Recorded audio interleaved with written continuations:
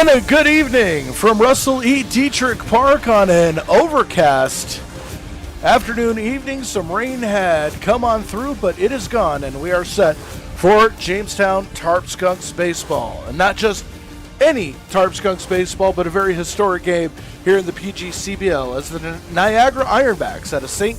Catharines, Ontario, Canada, make their first ever appearance in the PGCBL here at Detrick Park. Hello, everybody. I'm Dre Guinness. Alongside tonight, a newcomer here to the booth, part of the CCS initiative where we're bringing kids forward to these broadcasts. I'd like to welcome in my broadcast partner, Sebi Gibbs. Welcome in, Sebi. Thank you. Happy to be here. Excited to have you here. We are set for our first pitch, and then we will have our national anthem. We're going to step away, let the festivities happen on the field. And then once the anthems are over, we will go ahead and give you the starting lineups. Very nice. Strike one. First pitch, straight out. Absolutely perfect pitch. I would have swung and missed. And we would like to thank Jamestown Tarp Skunks Chase Hagland out of Frewsburg, New York, playing catcher for the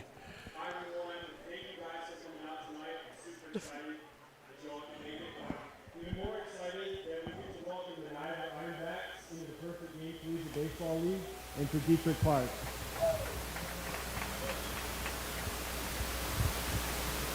This is a big day for our league, the Perfect Game Collegiate Baseball League, as we welcome a new expansion franchise, and most importantly, our first Canadian franchise out of St. Catharines, Ontario. And this is,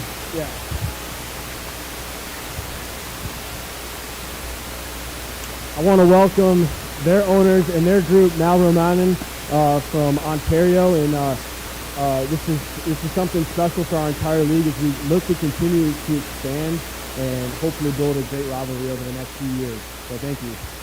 Thank you. Really exciting for us, our first ever game to be here in Jamestown too. I've known Christian for a little while now, and he's running a very good show here. And thank you for hosting us, and we look forward to getting at the game here. Thank you, Chris. Guys, the starting lineup for the 2025 Jamestown Tarp Skunks is brought to you by Dad's Program. All right, so as the festivities wrapping up here,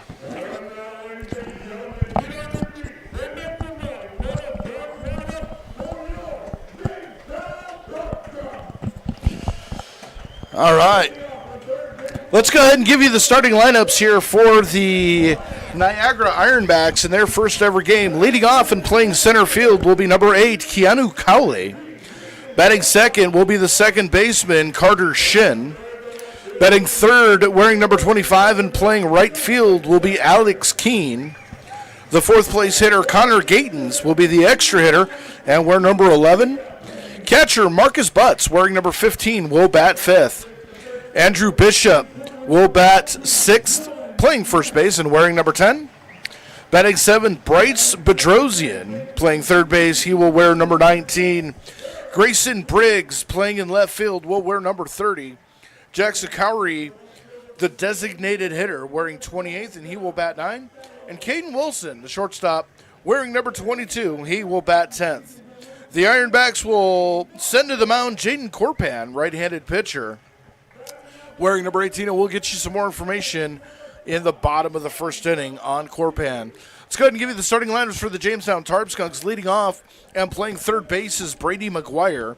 Batting second, Nathan Borchardt, the designated hitter. Batting third, Justin Bremner will play left field. The extra hitter, batting fourth, Jacob Haynes. Nolan Smith will play first and bat fifth. Eric Weeks will be the second baseman, batting sixth. In right field will be Dom Costello. He will bat seventh. The eighth place hitter, Brady Marshall, will play shortstop. Behind the dish, ninth place hitter, Eddie Delansky. And in center, number 10th place hitter, Matthew Dumas. On the mound, starting pitcher for the Jamestown Tarp Skunks is Easton Barnett. We'll give you his stats in just a moment, but we're going to step away for the Canadian and American national anthems. Oh, Canada. Oh, Canada, our home and sweet.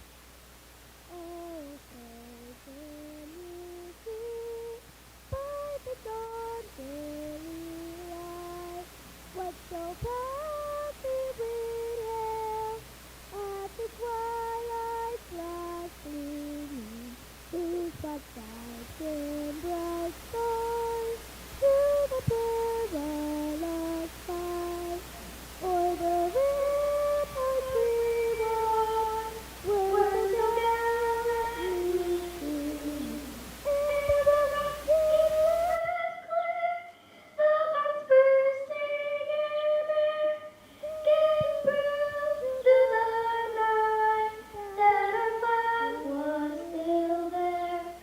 Oh, oh, send us that star-spangled banner yet wave, o'er the land of the free and the home of the brave. Good job, Ariola. Absolutely tremendous rendition of the national anthem. And we are set for a historic first match between the Niagara Ironbacks and the Jamestown Tarp Skunks. On the mound for the Skunks is Easton Barnett, our opening day starter. On the season, 3 innings pitched, 3 runs, 2 earned, 1 walk, 2 strikeouts. Comes in with a 0-0 record. And he will have the honor of taking on the Niagara Ironbacks. Again, first ever game. It is an honor for Jamestown to be hosting this game, and it's an honor for me to be behind the microphone. And how are you feeling about it tonight, Sebi? It's a great game. I'm excited. I'm looking forward to it. All right, let's go ahead and give you the other action in the PGCBL tonight. The Geneva Red Wings and Auburn Doubledays will get things kicked off here. They're in the top of the first inning, no score. The Newark Pilots, 2-0, taking on the Elmira Pioneers at Dunn Field. They're in the top of the first inning with no score. Aniata at Mohawk Valley, no score. Also top of the first inning at Saugerties and Boonville will get started in just a few minutes. Amsterdam at Utica has been postponed. No word yet as to whether that is going to be made up as part of a doubleheader or if it is just going to get wiped off the slate. But we are set to go here at Russell E. Detrick Park. The defensive alignment for the Tarp Skunks from left to right, Justin Bremner, Matthew Dumas, and Dom Costello. From third to first, it's going to be McGuire, Marshall, Weeks, and Smith. Eddie Delansky behind the plate and on the mound with an 0-0 record. Easton Barnett coming in with a 6 ERA. Again, 0-0, 3 innings pitched, 3 runs, 2 earned, 1 walk, 2 strikeouts in his only appearance at opening day. Yep, and Easton Burnett managed to carry a 2.89 ERA during college, so it should be a good one tonight for him. All right, Keanu Colley stepping in. He is the first batter for the Niagara Ironbacks, and here we go. We are underway as a fly ball to left on the first pitch. Coming in, camping under it is Bremner. Yep. And 1 pitch, 1 away, and that is how this game gets started.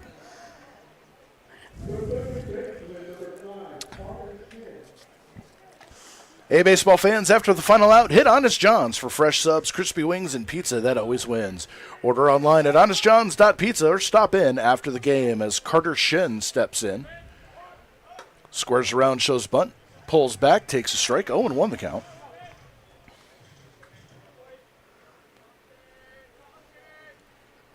Cowley swinging at the first pitch of the ballgame, never my favorite, as that next pitch just misses outside. 0-1.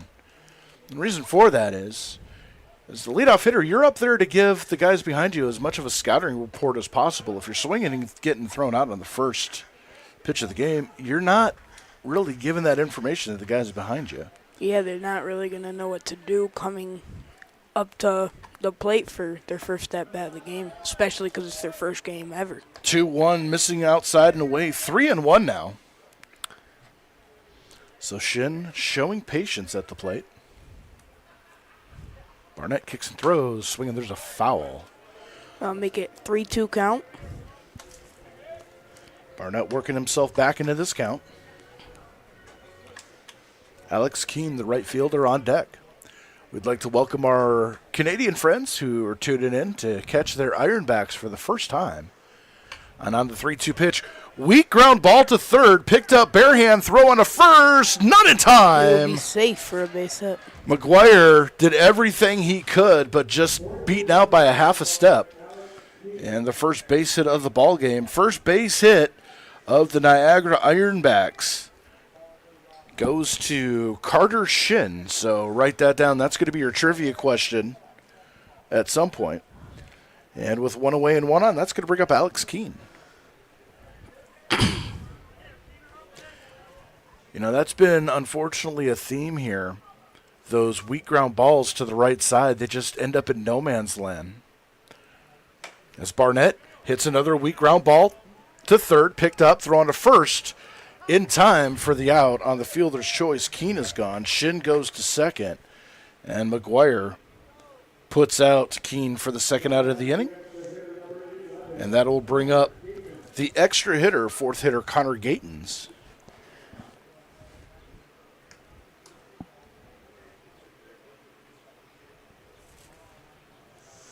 And 2 away here.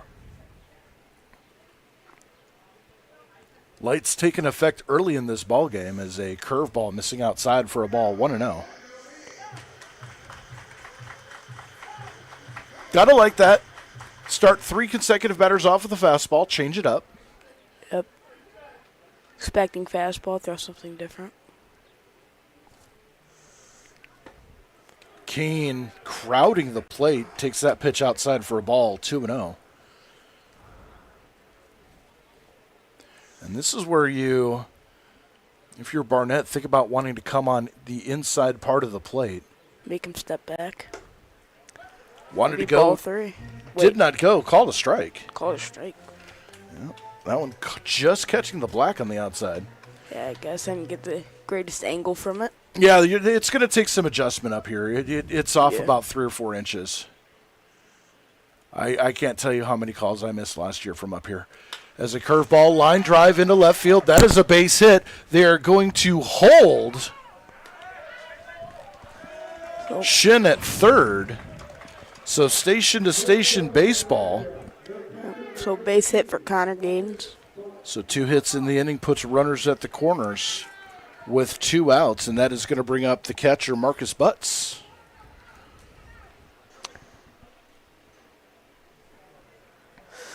For those of you that have gone on the websites, the PGCBL websites and whatnot, and are looking for the stats, there's a glitch in the software. So the stats that you may see on the site may not be correct. As a ground ball to short, goes the quick way to second to end the top of the first inning. No runs, 2 hits, 2 runners left on base. We go to the bottom of the first inning. Ironbacks nothing, and the Tarp Skunks coming to bat. Leading off at the At Southern Chautauqua Federal Credit Union, we believe in supporting our community and helping you achieve your financial goals and strive to make a positive impact for our members and the community. Our mission is to empower individuals with the skills and resources necessary to achieve financial freedom. As our members and the community achieve their goals, we fulfill ours, creating a brighter future together. Southern Chautauqua Federal Credit Union, your partner in financial well-being. Looking to feed the family, the whole team, or just your own hungry self? Honest John's has you covered. We're talking fresh-made subs, crispy wings, and pizza so good you might just start happy dancing. Trust Honest John's for takeout, delivery, and easy online ordering so you can get the goods without lifting more than a finger. Or stop in for our famous all-you-can-eat pizza buffet. From crispy wings to cheesy pies, Honest John's satisfies. Order now at honestjohns.pizza.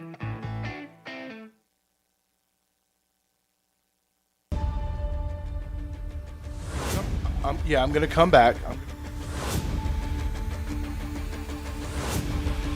then send it to me. Okay. This broadcast brought to you by Wegmans, proud sponsor of CCS-TV's coverage of the Jamestown Tarp Skunks. At Wegmans, every day, you get our best, from farm-fresh ingredients to helpful people who care. Stop in today and see how Wegmans is helping people live healthier, better lives, one meal at a time. Leading off for the Tarp Skunks will be Brady McGuire, third baseman, Nathan Borchardt, designated hitter, and Justin Brebner, left fielder. All right, Sebi, good job. For those of you just tuning in, this is Sebi's first broadcast, and that is what CCS-TV is all about, bringing the kids in, getting them the early exposure, the early experience, and growing the next generation of sports broadcasters. So this is awesome. I got to say, this is awesome to have you here in the booth. As Brady McGuire steps in, his first official game. So first, a career at-bat with the Skunks. Absolutely. Had a great season at Seton Hill as that first pitch high and away for a ball 1-0. For McGuire at Seton Hill, hitting .330, 16 doubles, 4 home runs, 28 RBIs. Very productive bat. He'll take So that's a fastball on the second outside. pitch. 1-1 the count.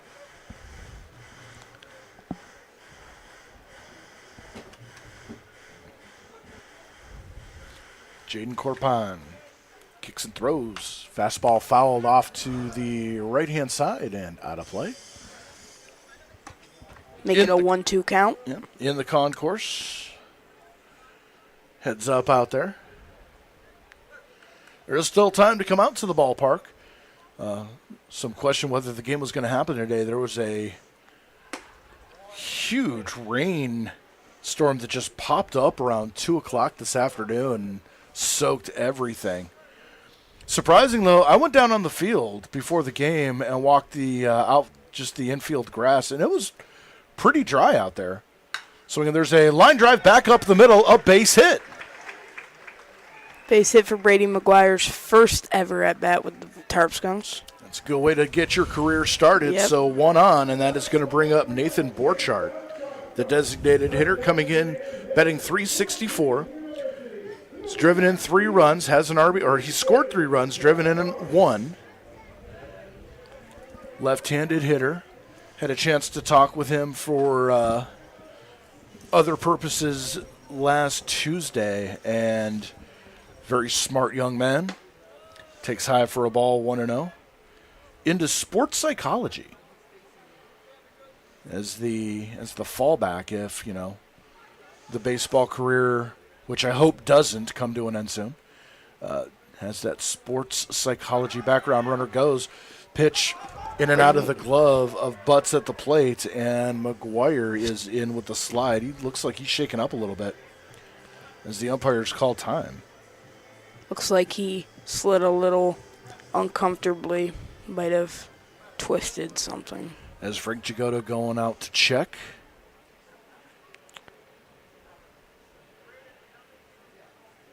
Looks like he might have slid just a step or two too late.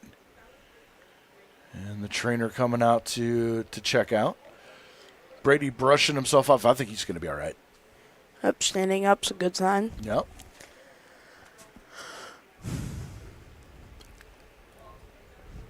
Now rub some dirt on it, kid. It'll be all right.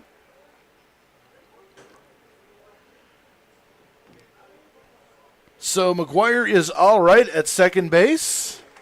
He's in with the stolen base. Count is 2-0 to Nathan Borchardt. And the Tarp Skunks in business with a runner in scoring position now. Was he in the right side of batter box the first 2 pitches? No, he left-handed hitter. Although that would be interesting. Yeah, if he switched. And the pitch. Missing just off the plate, 3-0. Good patience by Borchardt. I don't think they allow you to do that. I know switch hitters, but yeah, I don't think they allow you to switch in the middle of an at-bat. 3-0. And the pitch. He'll take another pitch, but that'll go for a strike, 3-1 count. Right down the gut. Not a bad idea. Even though 3-0, that's a great hitter's count. Corpan hasn't been hit in the zone. So 3-1 and the pitch. So again, there's a drive into center field. Cowley takes a couple steps back under it, makes the catch. Tagging and advancing to third is McGuire. And the sacrifice does its job. McGuire over to third. Borchout with the sack fly for the first out of the inning, and that is going to bring up the Tarp Skunks' best hitter so far through 3 games, Justin Bremner, the left fielder, coming in batting .538, 7 for 13 on the season. 4 runs scored, 4 RBIs.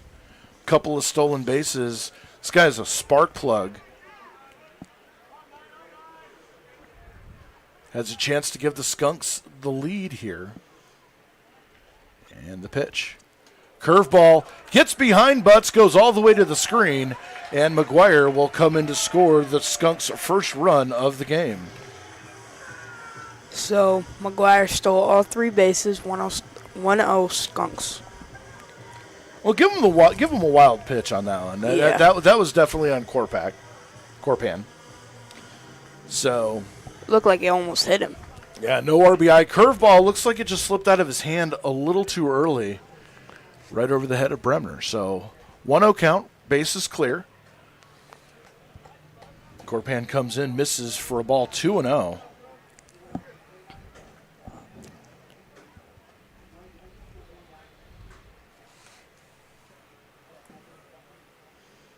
To a pitch down 3-0. Looking at the defensive alignment, shortstop Wilson's playing awfully close to the third base side of the bag. Anything hit up the middle is going to get through. Yeah. Second baseman Shin's playing way too close to first as well. 3-0 taken for a strike. 3-1 count.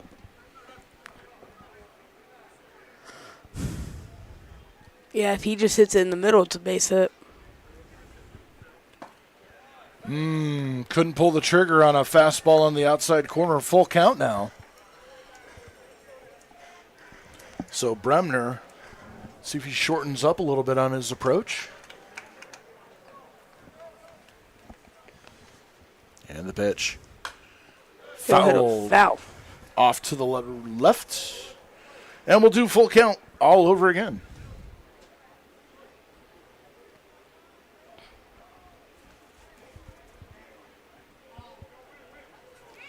Three and two. Corpan kicks and throws. Outside for a ball. And he lost Bremner. So Bremner aboard with 1 out. Second base runner for the Skunks. And that's going to bring up the extra hitter, Jacob Haynes. Also had a great season at Seton Hill. 294 average, 12 home runs, 40-plus RBI. I think the number was 48. He had 40. He had 4. Okay. 40 RBIs. So I was right the first time. It happens. Every once in a rare while, foul. Off to the right and out of the stadium. On to Faulkner Street. And this is also Haynes' first game for the Skunks, similar to McGuire. Yep, both McGuire and Haynes, Seton Hill teammates. Check over to first. Nothing doing. A 1 count.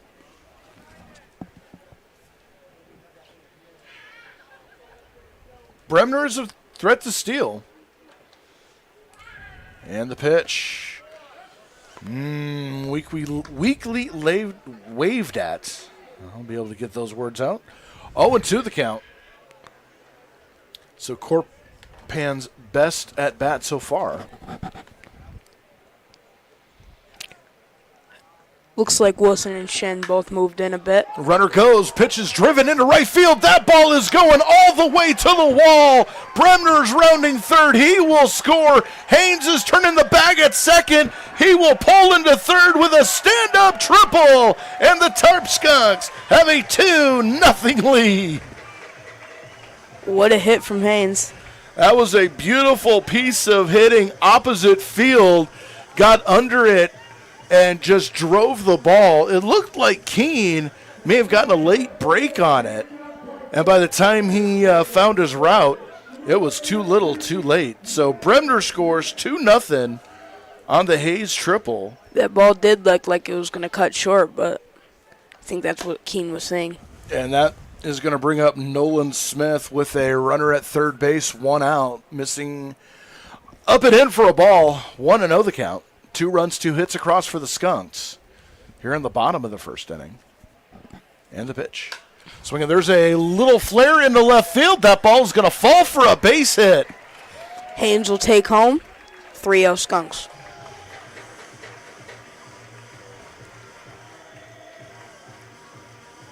So the hits keep coming as Smith getting his 4th hit of the season, 5th RBIs.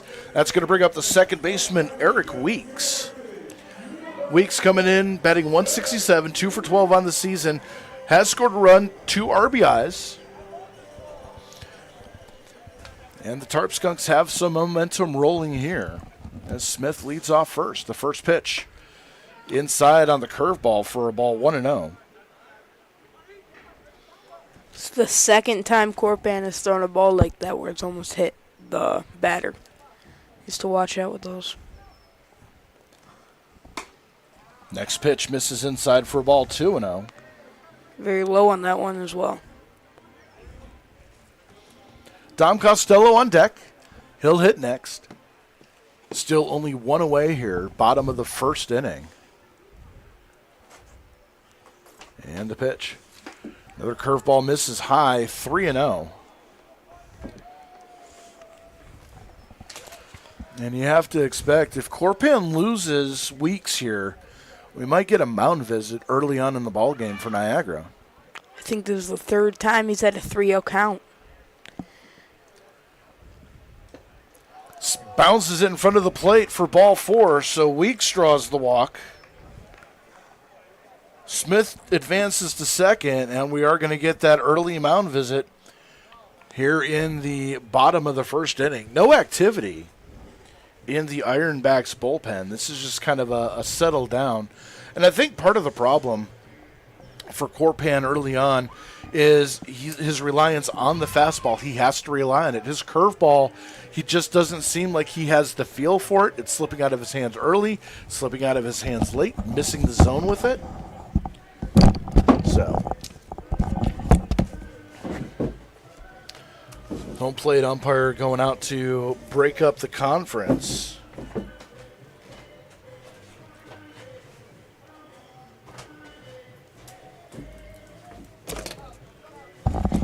So now, Dom Costello, left-handed hitter, playing in right field tonight, coming in batting .333, has a home run and an RBI. The only home run for the Jamestown Tarp Skunks. That came on the road in the 9th inning in Elmira in that 7-4 win.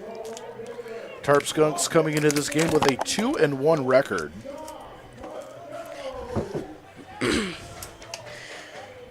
And Costello has a chance to really break this game open early here.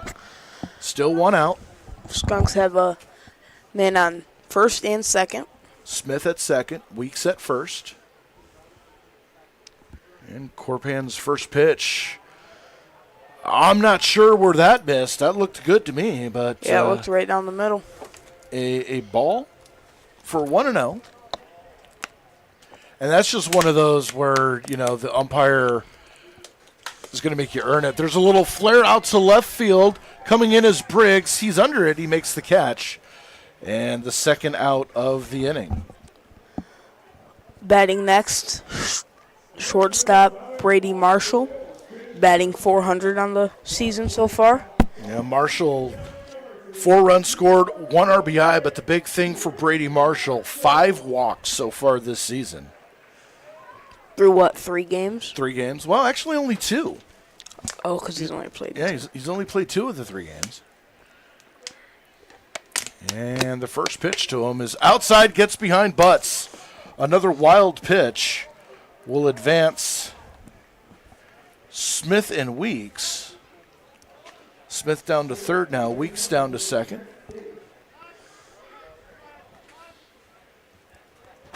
And it looks like Corpan wants to do baseball. So 1-0.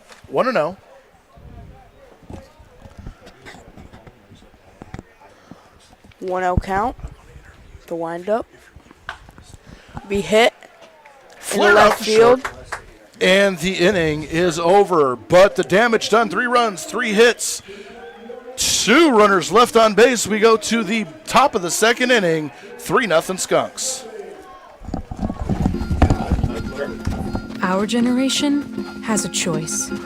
Turn away from the world's problems or chase them down. We refuse to sit back and watch them pass us by. Watch us fly ahead. Rise to every challenge and overcome anything. Watch us become the next greatest generation. What's life like in Chautauqua County? It's where small-town charm meets world-class culture, where your downtime gets an upgrade across miles of lakes, state parks, and vibrant local vineyards, where you can live the high life at a low cost as your dollars go further and your roots grow deeper. Whether you're building a business or advancing your career, settling down or settling up, choose Chautauqua County, where every step you take is toward the life you love. Start your next chapter at livechq.org.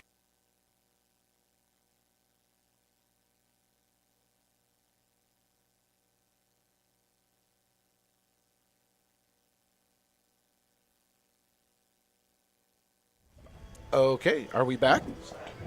All right, welcome back here at Detrick Field, where the Tarp Skunks have a 3-0 lead. Caught me a little excited here. We have a special guest in the booth here for the second inning. The owner of the Niagara Ironbacks, Sal Romanin. Welcome in. Thank you. Appreciate it. Glad to have you here. And so, I mean, you know, tough first inning for you guys, and you know, like we were talking about, there is still 8 more innings to go. So we'll see how things flow here as the first pitch to Bishop. Andrew Bishop. Yes, sir. Is taken for a strike, 0-1. Forgot to flip my scorebook. See, I'm all flustered now. I've got royalty in the booth. Ground ball to third, picked up, throw on to first, 1 away. Nice play by McGuire. So, I mean, Sal, first of all, welcome to Jamestown. Welcome to the PGCBL. And believe me, I take this as an honor and a responsibility. We are the ambassadors to you guys coming into the league. Talk to me a little bit about the genesis and the origin. Why now and why the PGCBL? Well, we looked at a lot of different options. This has been almost 2 years in the making for us. As McGuire underneath it for a 1-pitch pop-up, and there's quickly 2 away.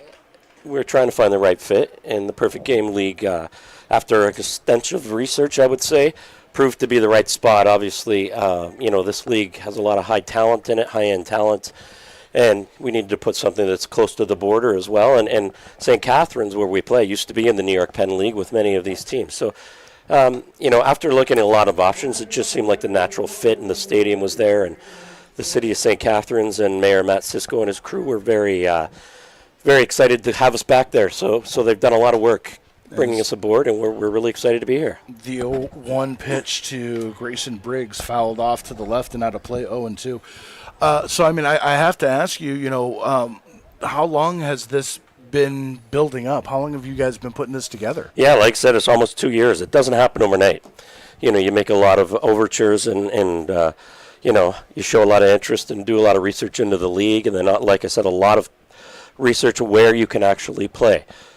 You've got to find, the right stadium and the right city and the right partners and all that. So, like I said, it didn't happen overnight, but we are here now, and game 1, it's hard to believe we're actually watching a baseball game. So, how is the buzz in St. Catharines? Been great. We've been welcomed tremendously by the community. And like you said, it doesn't happen without the cooperation of the city bringing us back in there. So we're really excited to get this rolling. Obviously, we're going to have to, you're starting from scratch day 1. So, you don't expect big things in year 1, but we expect big effort from our team and especially from our ownership group and our everybody involved here. So we're going to do everything we can to build this product in St. Catharines and the Niagara region. And I think, being part of, I guess, suburban area of Toronto definitely helps. And you guys have a little bit of an advantage in that regard because you have access to all the entire Canadian player base. where, we'll get a couple that come down here and there, but you really have a chance to spotlight Canadian baseball. And that was kind of the genesis of it all, too.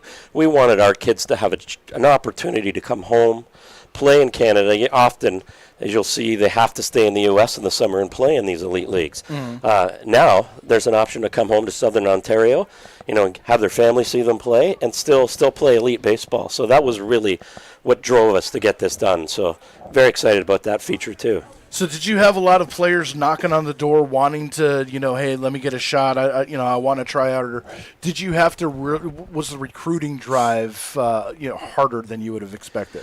It was only, I would say it was a challenge only because of the limited time frame we had. We only had a few months to put this together where, our normal off season, you get going as soon as the season's end, and that's what we'll be doing next year. But obviously, being the Canadian team, we had a lot of people reach out to us as well. So a little fortunate in that way and a little unfortunate with the time frame we had to get everything done.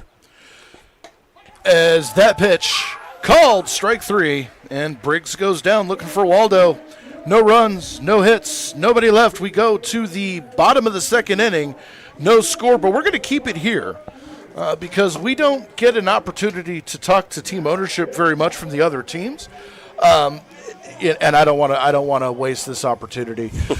Let's talk about so we talk about the community aspect with Jamestown baseball, and I'm getting the sense that there is going to be a huge community response to St. Catharines. You guys are probably going to sell out every game this season. At least sure.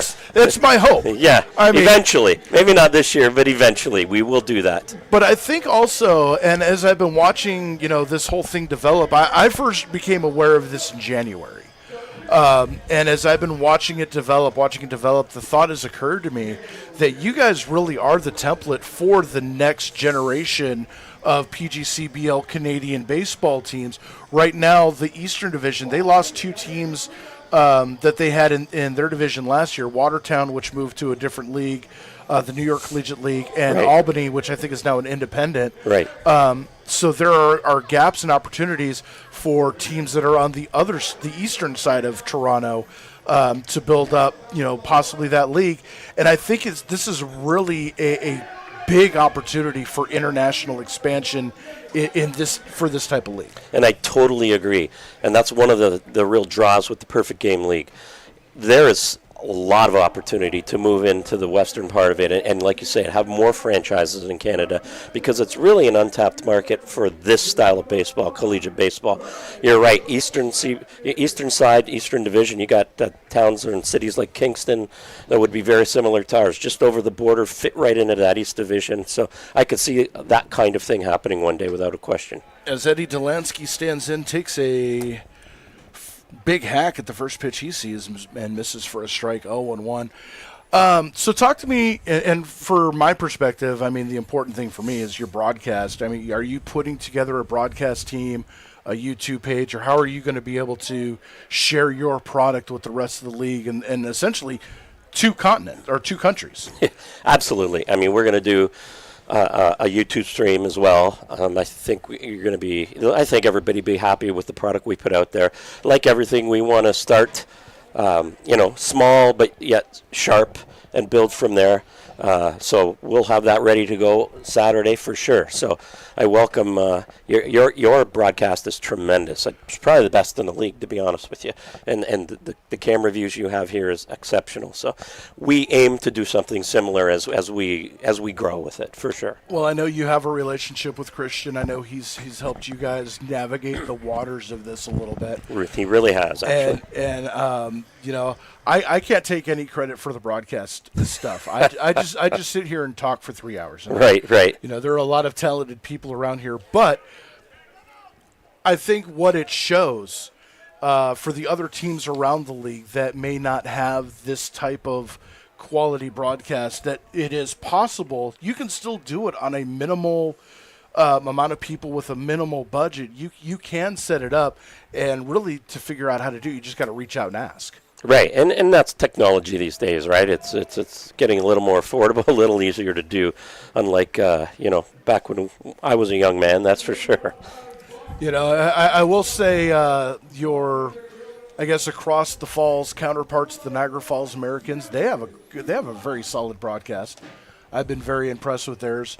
Batavia, as much as I still don't know if the rivalry is in my head or if it's an actual thing, but I'm rolling with it. As much as I want to beat them, they've got a good broadcast as well. Well, Robbie Nichols owns both those clubs, so he runs a good ship down there. So I'm not surprised that it fills out into the broadcast as well. Yeah, they and you can always tell the teams that put in the work. It's the same off the field as it is on. And that's how you end up, with a good product. Well, I also think it's a great recruiting tool because you've got kids in college that may be trying to get into the transfer portal, that may, be coming out of high school and haven't gotten the chance to get recruited as much as they feel that they would like to. This is really a showcase league. It really is, and that was a big draw for us, obviously. As that one's fouled off to Dumas, staying alive 0-2. Runner at first is Delansky. Nobody out here in the bottom of the second inning in the inaugural Ironbacks versus Tarp Skunks game. And, I want to send a special greetings and welcome to everybody watching in Canada as there's a fly ball to right, picked up by Keene for the first out of the inning. And that'll bring back up to the top of the order Brady McGuire. So, just on the, we got the hard business out of the way. Let's talk, I have to ask, in the concessions, are you guys going to have, like, the Canadian dishes, like the poutine and things like that? These are things I need to know because I'm getting my passport at the end of July and I'm coming to the last game of the season. I think year one we're going to do the simple things out there, the traditional ballpark fare, the burgers, dogs, and sausage, but... I think that's not a bad idea as we build this thing out. A little Canadian bacon and poutine, maybe? What do you think? Oh, I'm in. All right. I am definitely in. Canadian beers, obviously. Of course. Are Molson? We have Molson product, and we have a great sponsor that's been on board with us, DQ Brewery, and they've made two special beers specifically for us. As there's a drive into center field, Cowley goes back, makes the catch. Tagging and moving to third is Delansky. So with two away, Tarp Skunks have a runner 90 feet away for Nathan Bochart. We'll be debuting our Ironbacks Light Lager and then soon our Dead Red Pale Ale. So those are very exciting. Well, like I said, I'm gonna be at the ball game July 26th. Beautiful. So I will definitely be sampling all the fine fare that you have to offer. When we'll be making our playoff push. That's right. And I gotta be selfish. I'm hoping that it's you guys. Behind us, obviously. Right. We'll take that. Second place for you guys. Come to a gentleman's agreement here. Absolutely. Yeah. We'll split the home games. As there's a ground ball off the glove of Corpan, picked up by Shin, throw to first in time to finish the inning. No runs, no hits, one runner left on base. We go to the top of the third inning. It's 3-0 Skunks. Sal Romanin, thank you very much for joining us. Thank you for having me. Appreciate it. And good luck on the great season for 2025. Thank you very much. We'll be back. Welcome to the Chautauqua Sports Hall of Fame, located at 15 West 3rd Street in Jamestown. Visitors will see photographs, awards, apparel, and other sports memorabilia. We invite all visitors to stop in the Chautauqua Sports Hall of Fame and learn about the sports history of Chautauqua County.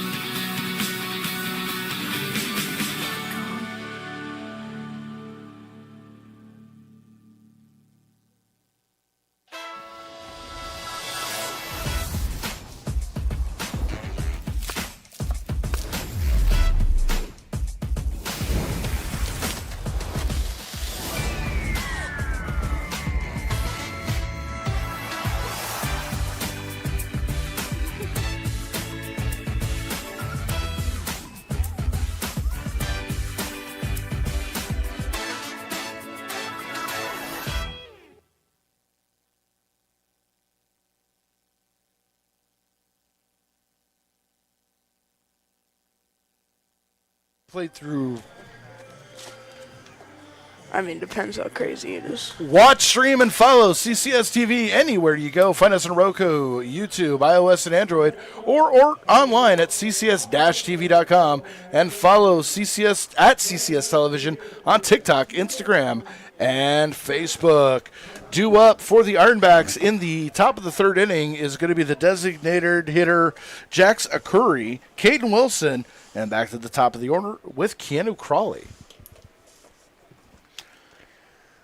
I want to thank Sal Romanin for joining us here as there's a ground ball up the middle, first pitch swinging, and that is a base hit. First pitch swing, base hit for Jax Akari. Jax Akari, third hit for the Ironbacks so far in this ballgame. And that's going to bring up the shortstop, Caden Wilson. Barnett has had a very effective ballgame thus far.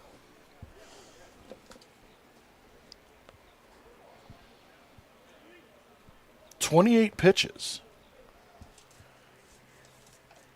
And the pitch. Swinging, there's a fly ball into center. Dumas, taking a couple steps in, camps under it, and puts it away for out number one. So with one away, we go to the back to the top of the order now. And Keanu Crawley. Crawley flew out to left on the first pitch he saw to open the game. And with a runner on, looking to get a knock. First pitch. Curveball. Ooh, that was nasty. In for a strike. Started off on the inner half of the plate and just broke right across. Yeah, it looks like he even went with a slide step there to disrupt timing.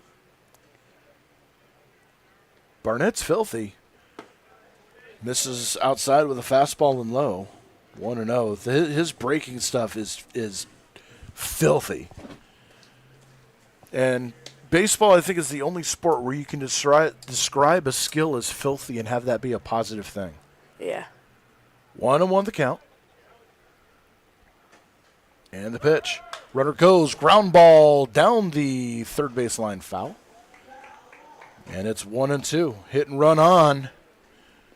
And Skunks just dodged a bullet.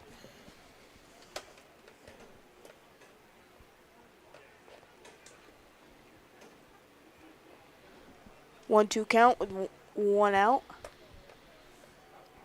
Both teams with 3 hits in the game so far. As Barnett kicks and throws. There's a little flare out to center. Dumas running in, but camps under that one and makes the catch, 2 away. Dumas' second fly out of the game. Dumas is getting a lot of work out there in center field. If you remember back on Tuesday with Ole in here for the exhibition game, out of the total 54 outs of the ball game, 10 of them happened in center field between both teams. That is a lot. It's a fifth. As that will bring Carter Shin up to the plate. And the first pitch he sees misses outside for a ball. Shin with the Ironbacks' first ever hit. Again, that trivia question that you're going to want to know for some reason at some point in your life. As that was a nasty breaking ball. Froze Shin right from it leaving Barnett's hands. 1-1 the count.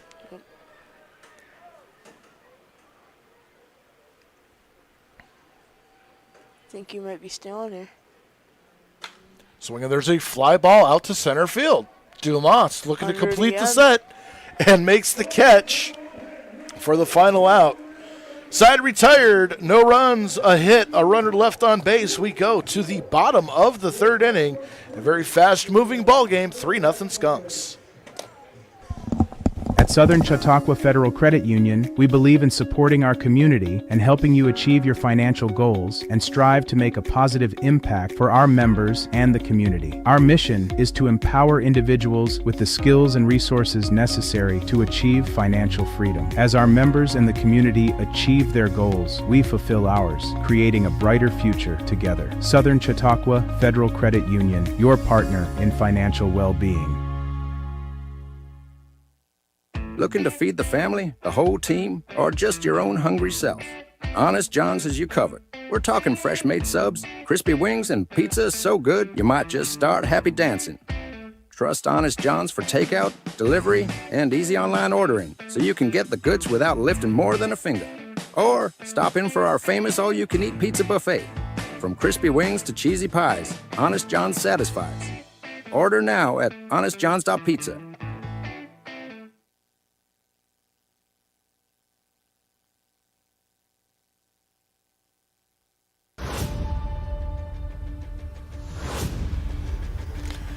Back here at Russell Lee Detrick Park with the Jamestown Tarp Skunks holding a 3-0 lead At Southern over Chautauqua the Federal Niagara Credit Union, we Ironbacks. believe in Today's game support- comes to you from the Wegmans broadcast booth, where community comes first. Wegmans, committed to serving you and supporting the teams and communities we love.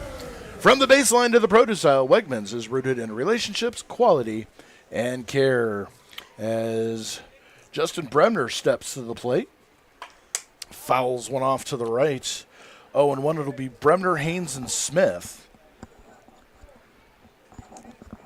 Bremner walked, scored on Haynes' triple back in the first inning. As that's a drive down the left field line foul. Bremner is seeing beach balls up there. Everything that is coming into the zone, he is seeing and able to square up on. Yep. 0-2 the count.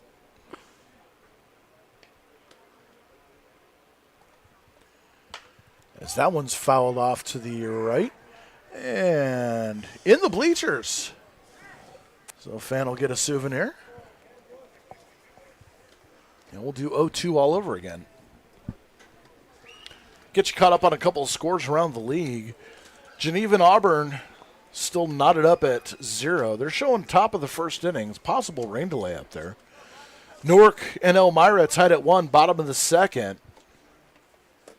We'll get you caught up on the rest of the scores in just a moment.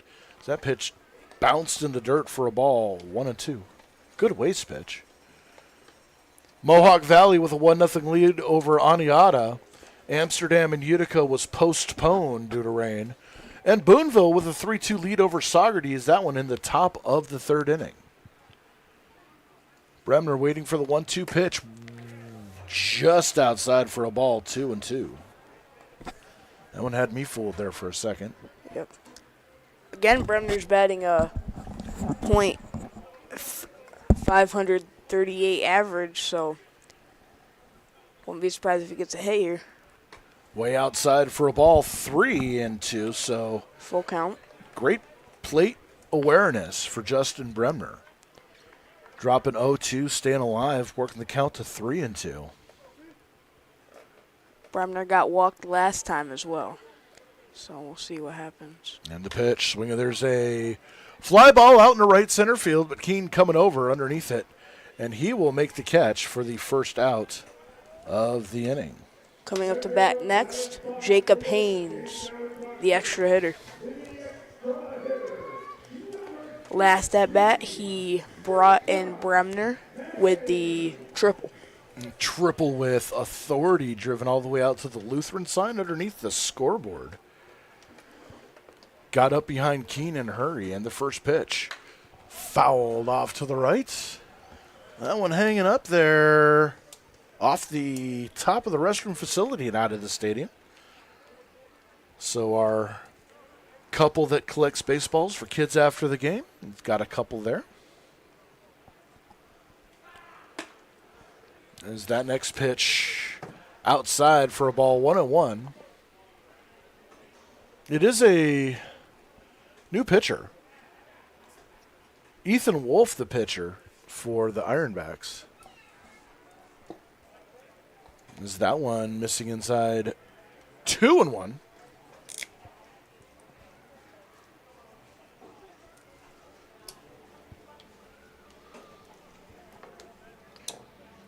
Smith on deck. You mind if I take that just He for a will second? hit. Is that one missing outside for ball? 3-1 now.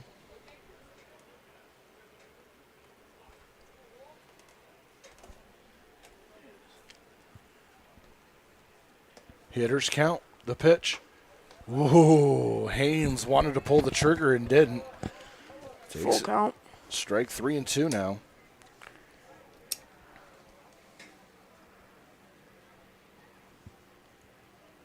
Standing in, waving that bat back and forth. There's a sharp ground ball to third. Bedrosian has it. Throws on to first. And a nice play for the second out of the inning. And that'll bring up Nolan Smith, the first baseman. Came into the game batting .273. Bumped that average up to .333. Now 4 for 12.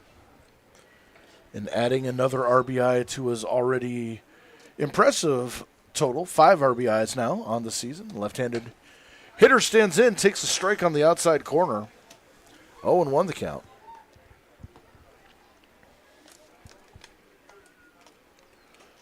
Curious to see if we're going to get Easton Barnett out there for a fourth inning, already at 36 pitches. As there's a fly ball out to right. Keene underneath it, puts it away. And the inning is over. No runs, no hits, nobody left on base. We go to the top of the fourth inning. It's 3-0 Skunks.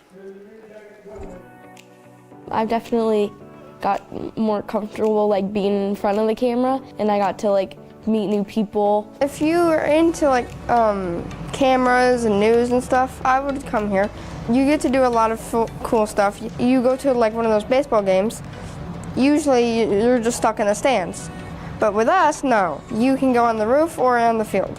If people want to learn more, you just have to go to CCS-TV.com. Schultz is the place where you can not only find your next new car, you can customize it exactly how you want it. Build a vehicle from one of your favorite brands, secure rebates and incentives, and expect delivery within 6 to 8 weeks. Get the keys to your ride in-store or in your own driveway and enjoy a year of complimentary Schultz Auto Care. Walk in to view our exciting inventory of vehicles arriving daily, or schedule your digital consultation online today to discover why we say you can't beat a Schultz deal.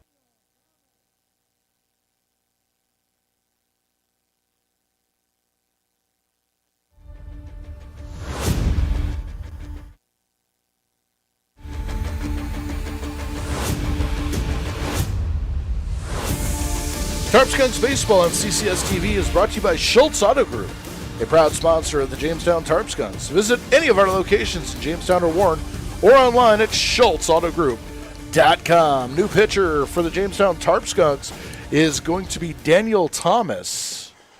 So Easton Barnett's night is done. 3 innings pitched, 3 hits, no runs, nothing earned, 1 strikeout looking. Through 36 pitches, 28 for strikes. So Daniel Thomas be pitching for the Skunks for the top of the fourth. And he will face Keene, Gatens, and Butts, the 3-4-5 heart of the order for Niagara.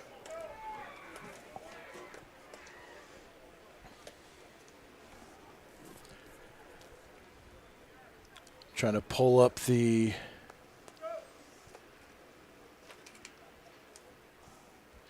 official stats for Thomas. We'll get those to you in just a moment. It's the first pitch, grounded foul down the first base side, just barely.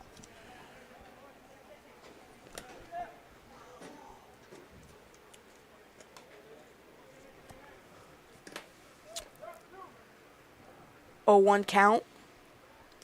Well, Keene batting. Thomas might be the only guy on the roster I don't have. Yeah, I didn't have him here. Updated stats for. I'll check. Keene will take that one for strike 2. So Nope, 1-1. 1-1 the count. Let's see. From up here, I can't see if it's low. So. Yeah, again, we're because we're not right behind the dish. We're off a little bit to the left, down the third base side, as the light rain begins to trickle in. Not enough to bother anybody as the next pitch inside for a ball, 2-1.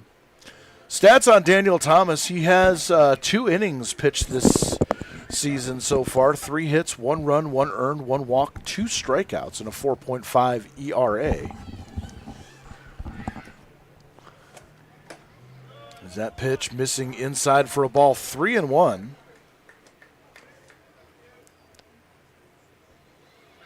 And again, Frank Jagoda not messing around with his pitcher's pitch count, trying to keep those arms fresh, trying not to burn their allotment of innings for this summer. As that one's fouled back. For a 3-2 count.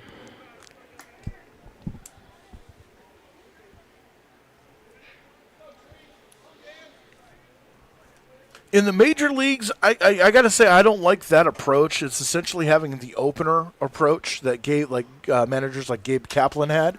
So there's a fly ball out to center field, Dumas running over, but it'll fall in front of him for a base hit. It gets behind him, advancing into second is Keene with a double.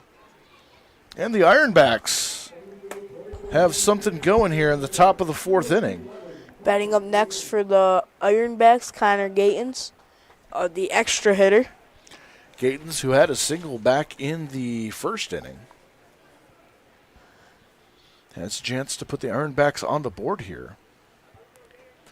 3 runs, 3 hits, no errors for the Skunks. No runs, 4 hits, and no errors for the Ironbacks. Right-handed hitter. Stands in, waving that bat back and forth. Takes the first pitch high for a ball. 1-0 count. Little high and tight action there. Absolutely no wind here whatsoever. Very light sprinkle. As that one misses outside 2-0.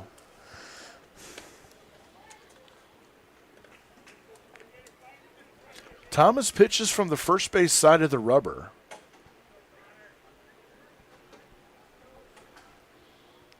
He's missed a couple on the outside corner. That one misses inside, 3-0.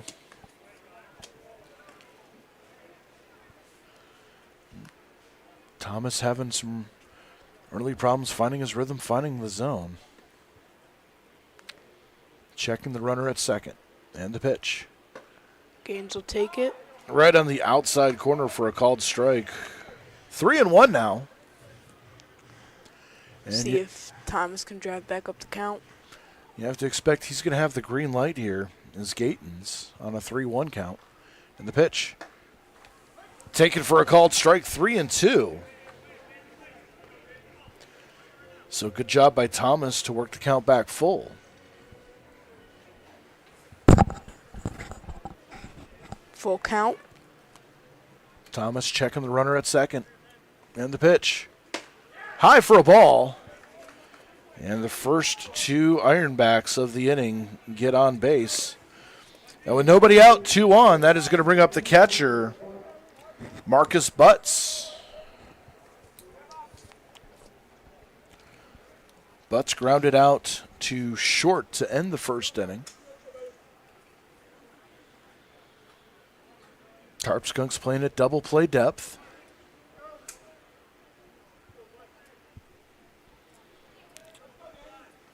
Smith at first on the infield grass in the first pitch, taken on the outside corner for a called strike.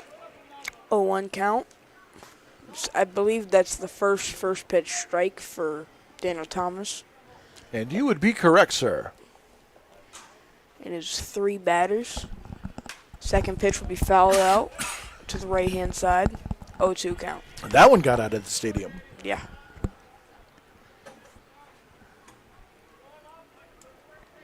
Well, it's a good thing they have that section of the road there marked off for no parking. Or else a couple cars would be windshield shattered. And the pitch, ground ball up the middle, could be 2. To second for 1, throw to first, 2. A double play. Good play by Marshall on the short hop. Quick feed to Weeks. The relay to Smith. 6-4-3. And there are 2 outs as Keene advances to third. And that will bring up the first baseman, Andrew Bishop.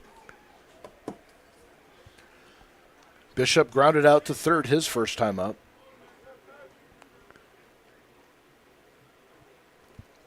Runner at third. 2 away. First pitch. Misses inside for a ball. 1-0 the count. Tarp Skunks will be at Geneva tomorrow night, 6:30. You can catch that on the Geneva YouTube channel. As the 1-0 pitch grounded toward first. Nice stop by Smith. He's going to take it to the bag himself. And the side is retired. No runs, a hit, a runner left on base. We go to the bottom of the 4th inning. Still 3-0 Skunks.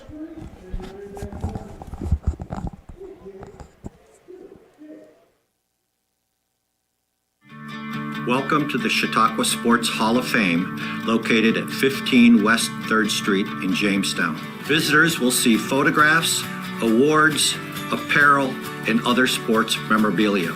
We invite all visitors to stop in the Chautauqua Sports Hall of Fame and learn about the sports history of Chautauqua County.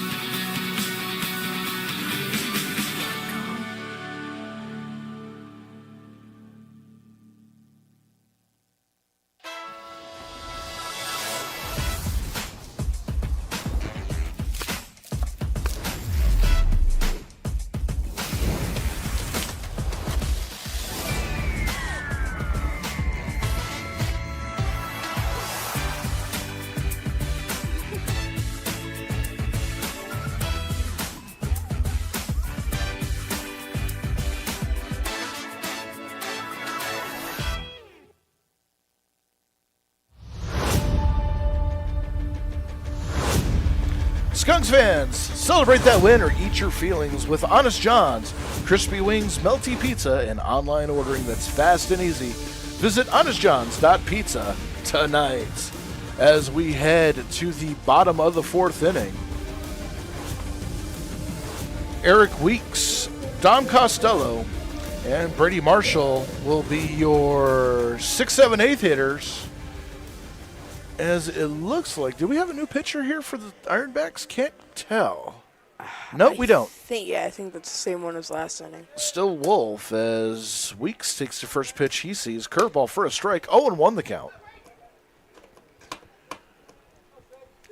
And then the Skunks. Is that one off the plate for a ball, 1-1. Skunks in Geneva tomorrow night. Have Saturday off. We'll be at Niagara Falls on Sunday. Not Niagara, Niagara Falls. So our first trip to the Americans. As a curveball misses on the inside, 2-1. Niagara Falls will be here Tuesday, 11 a.m. for Kids Day. As the pitch taken outside, 3-1. That is going to be a tough day for me. I'm going to need plenty of coffee because that's going to be an early start for me. 3-1. And the pitch way outside for a ball. So a leadoff walk to Eric Weeks. Give the Tarp Skunks a runner here in the bottom of the 4th inning. That's going to bring up Dom Costello. Right fielder, batting .300. Just 333. 333, yep. Average going down a little bit. Flew out to left his first time up.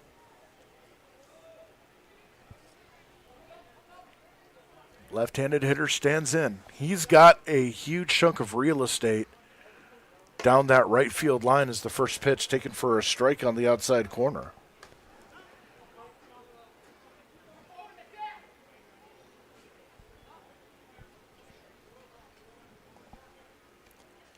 And the pitch. A little further out this time, called the ball. 1-1 the count. With Weeks on first. Excuse me. Weeks taking his lead.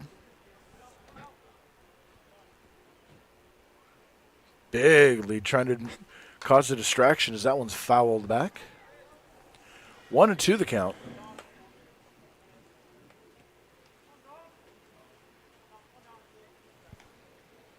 Brady Marshall on deck.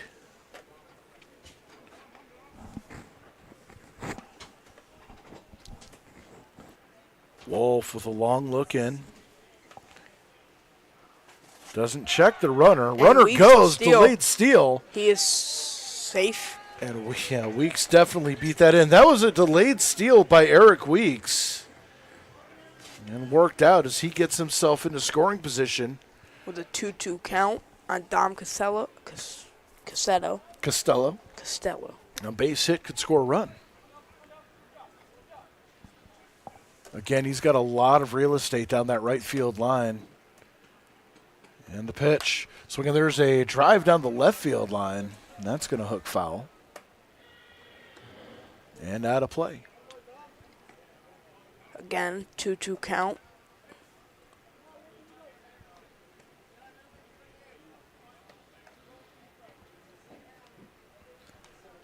It's like the sprinkles have stopped here.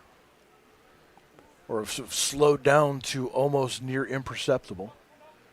It's the Drax the Destroyer of Rain. It's moving so slow you can barely see it. 2-2. And the pitch.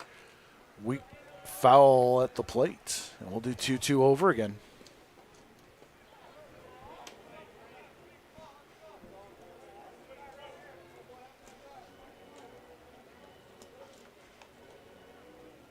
Only 17 pitches that last inning for Daniel Thomas. 2-2. And the pitch. Swinging, there's a ground ball towards second. Picked up by Shin. Throws on to first for the first out. Advancing to third on the ground out is Weeks. And with one out and a runner 90 feet away, that's going to bring up the shortstop, Brady Marshall. Again, Brady Marshall's been walked 5 times this season. This would be his 3rd game at, 6 at-bats? So. Lined out to short back in the first as the first pitch taken on the outside corner for a called strike. 0-1 count. And Wolf has really settled in here. And the pitch. In the dirt for a ball. In and out of the glove of Butts, but not far away enough for Weeks to advance home. Good stop by Marcus Butts, the Ironback catcher.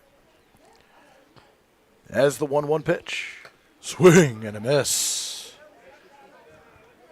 1-2 the count. Eddie Delansky on deck. He would be next.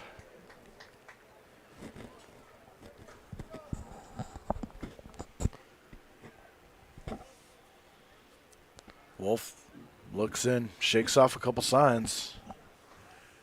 1-2. The pitch. In the dirt, 2-2. So he'll step out of the box for a second. And that looked like that was intentionally bounced right in front of the plate, trying to get Marshall to go fishing. Good waste pitch. 2-2, ground ball to first. Off the glove of Bishop. He's going to come to the plate. Weeks is going to score. And an RBI single for Brady Marshall gives the Skunks a 4-0 lead. He had the opportunity for a double play there, but just couldn't hold on to it. It was a sharp ground ball kicked off his heel. And it froze Weeks enough, but as soon as it bounced off his heel, Weeks took off and was able to beat the throw in. So now it'll be 4-0 Skunks. 4-0. Still waiting for the official score to update whether we're going to get a base hit or an error on that. I think we should get a base hit. As Eddie Delansky's standing in now, he takes a strike. First pitch he sees.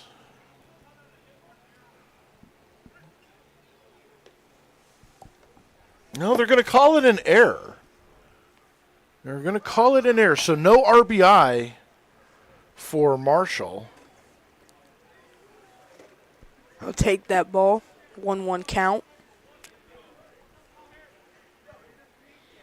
Delansky walked back in the second, stole a bag, and was left. Runner goes. Throw down to second, not in time. Marshall is still second, as it's a 1-2 count. So Frank Jagoda, not afraid to manufacture runs, gets a runner back in the scoring position.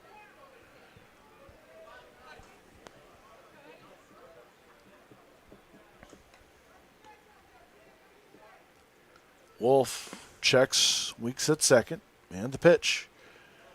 And that one bounces in the dirt, and advancing to third is Marshall.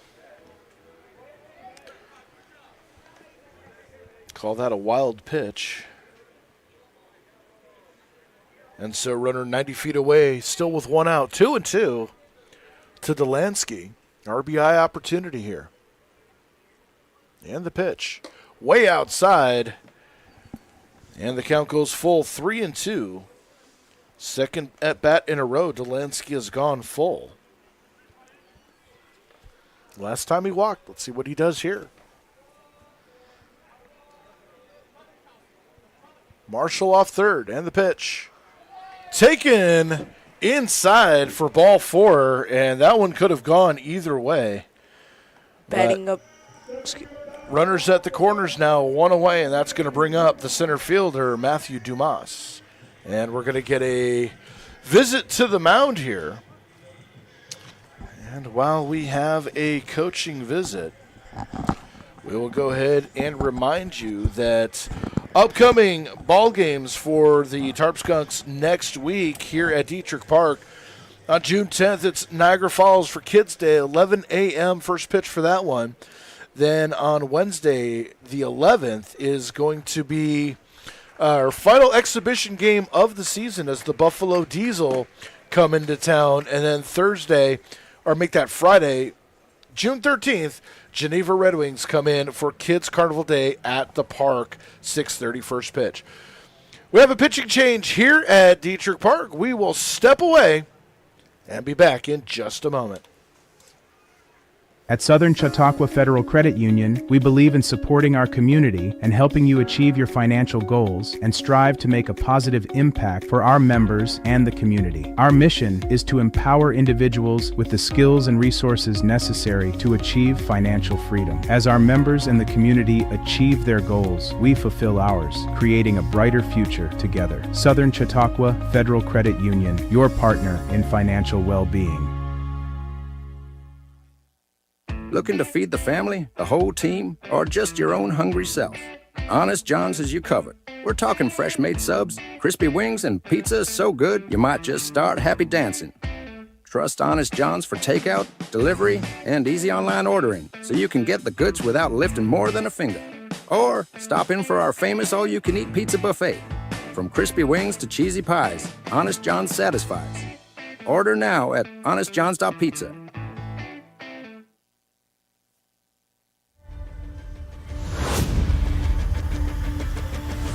New pitcher on the mound for the Niagara Ironbacks is left-handed pitcher Aiden Bray. From what we're seeing here in his warm-ups, fastball, changeup, curveball. Standard fare. And he will inherit a bit of a jam here coming in. Bottom of the fourth inning, runners at the corners, only one out. And the Ironbacks trying to stem the bleeding here.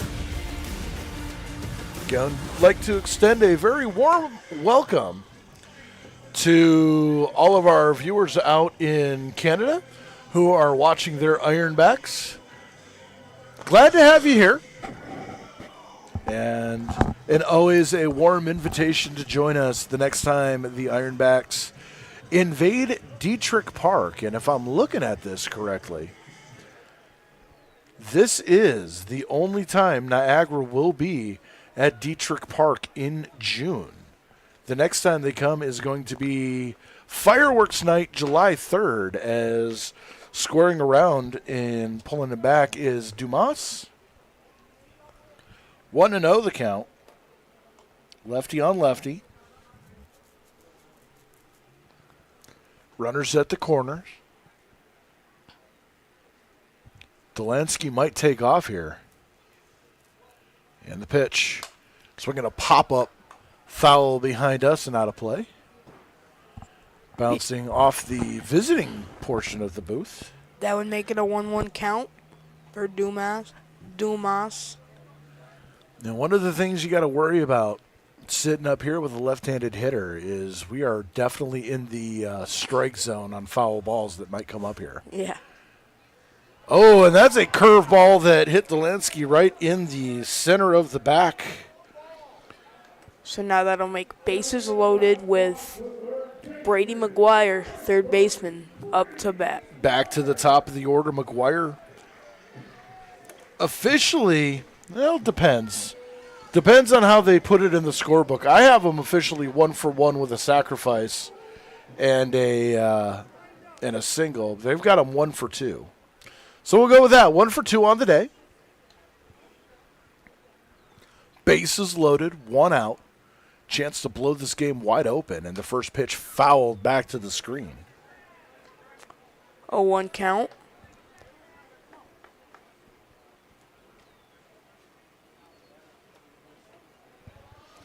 You know, the saving grace for Delansky as the 1-0 grounded past the diving shortstop and third baseman. A base hit.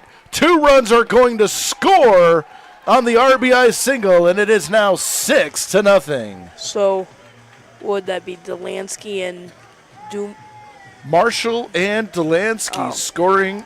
Dumas moving to second, and he will hold there. 6-0 Skunks. Only 1 out in the inning with Nathan Borchardt, designated hitter, up next.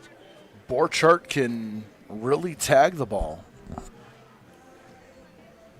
Runners at first and second.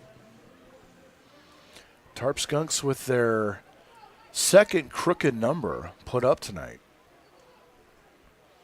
3 spots. And the pitch. Curveball. There's a little flare out into left center field. It's going to fall for a base hit. 1 run is going to score. Pulling into third. Oh, and they have Marshall trapped between second and third in a rundown. And he is out of the baseline. They will call him out. And Borchardt will get a stand-up double here. Dumas will score. Thrown out. I don't even want to figure out the number on that. That was like 7-6-2-5 maybe on the out. I don't know. Well, that's what I'm putting down. 7-6-2-5 thrown out at the plate. But 2 runs, or another run coming across. It's now 7-0 Skunks as Justin Bremner stands in. Pitch high and away, 1-0. Borchardt at second.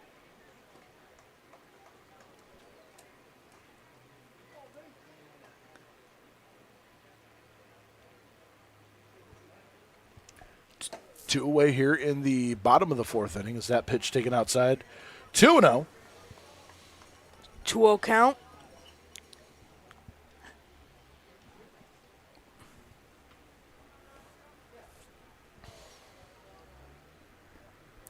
Renner takes his lead. Checks him twice. Patiently waiting. Bremner cut on and missed. 2-1 the count.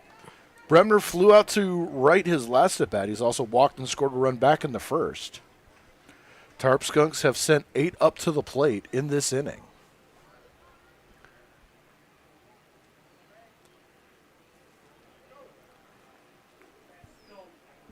Borchardt takes his lead. Pitch bouncing in the dirt in front of the catcher Butts, who throws down to second. And Borchardt strayed a little too far off the bag, but he is back in time. 3-1. Jacob Haynes on deck.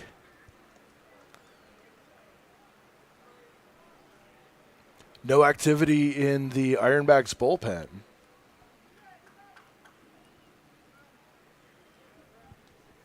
So Bray will have this inning for as long as he's out there. And the pitch, swing, and a miss. that'll make a full count. Bremner steps out, talks to himself. Says, you knew that was outside. Now corrects, adjusts, stands back in. Borchardt off second. Bray checks the runner. Foul back.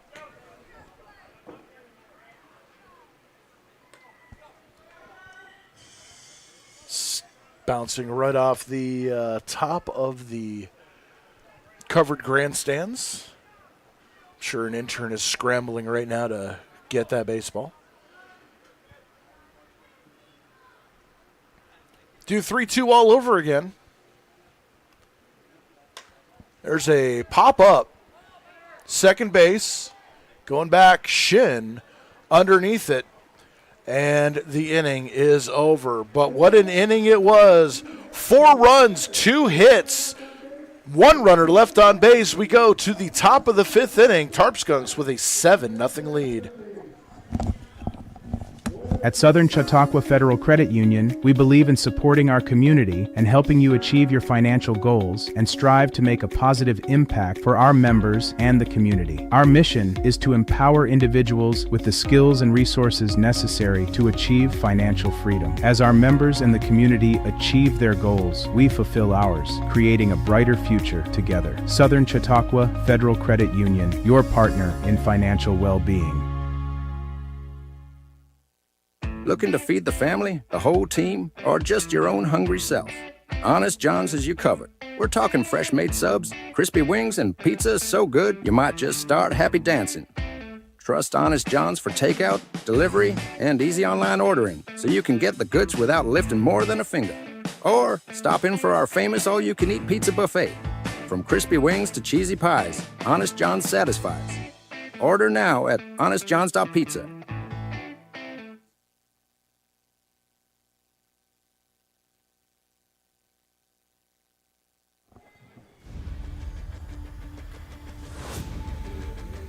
Coming up, June the 10th, Niagara Falls Americans coming into Detrick Park for Kids Day, 11 a.m. for the first pitch. And on the 13th, Kids Carnival Day at the park. You are not going to want to miss that. JamestownTarpSkunks.com for more information as Daniel Thomas starts his second inning of work, missing outside for a ball 1-0. As stepping in is the third baseman, Bryce Bedrosian. Bedrosian popped out. Grounds this one to second. Nice stop by Weeks. Throw on to first. High off the bag. And unable to make the tag is Smith. So a good play, bad throw. First error of the ball game for the Tarp Skunks. Gives the Ironbacks a leadoff base hit. Or a leadoff runner. Great and that stop. is going to bring up Briggs. Great stop by Weeks there, but just couldn't get the right throw there. Well, he had time. Yeah. I don't know why he felt like he needed to rush it. I mean, there was some good speed coming down that baseline, though. As there's a fly ball into left field, it's going to fall for a base hit. Rounding second and holding there is going to be Bedrosian as Briggs with an excuse me single. And the Ironbacks have something going here in the top of the 5th inning. First 2 runners aboard, and that's going to bring up the designated hitter, Jack Zakari.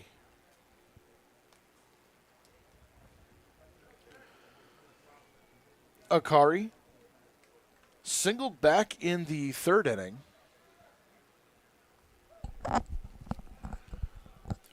Runners at first and second. First pitch, high for a ball. 1-0, Daniel Thompson. Struggling a little bit coming into this game. There's slight activity in the Jamestown bullpen. And the pitch fouled off to the right, out of play. Look out! 1-1. That one heading right toward the restroom facilities.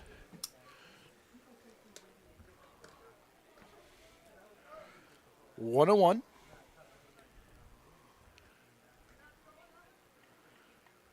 And the pitch. So again, there's a ground roll right back to Thompson.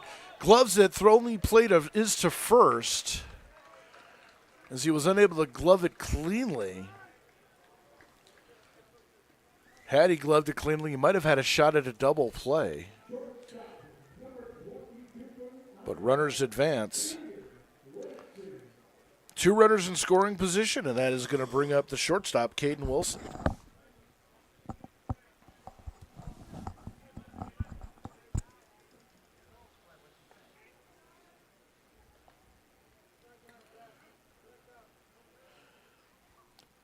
Left-handed hitters standing in, taking a pitch on the outside corner for a called strike. 0-1 the count.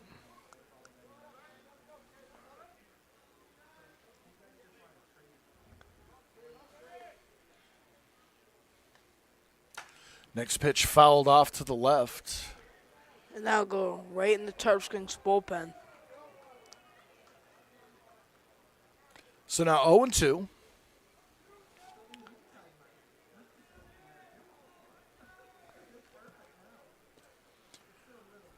(0-2) with 1 out. Righty versus lefty. Thompson kicks and throws in the pitch. There's a ground ball up the middle. Goes picked over up, Thompson's throwing to head. first. And Marshall with a great play to get Wilson. A run does score. The Ironbacks' first run scores in the top of the 5th inning as Caden Wilson drives in Bryce Bedrosian. It's now 7-1 Tarp Skunks.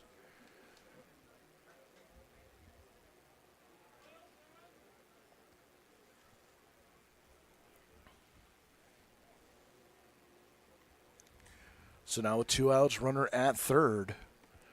Thompson trying to get out of the inning, limiting the damage. There's a ground ball too short. Marshall has it. Throw on to first. And the inning is over. 1 run on 1 hit. 1 runner left on base. We go to the bottom of the 5th inning. To enlist into the National Guard, you first have to contact a recruiter. So either calling up your local office or going online and finding who your nearest recruiter is. So you talk to the recruiter. Once you speak to them and you schedule an appointment, you come in. Don't be afraid to come into our office. Coming in does not make you have to join. It's just answering any questions that you might have and seeing how we can help you get there. What's life like in Chautauqua County? It's where small-town charm meets world-class culture, where your downtime gets an upgrade across miles of lakes, state parks, and vibrant local vineyards, where you can live the high life at a low cost as your dollars go further and your roots grow deeper. Whether you're building a business or advancing your career, settling down or settling up, choose Chautauqua County, where every step you take is toward the life you love. Start your next chapter at livechq.org.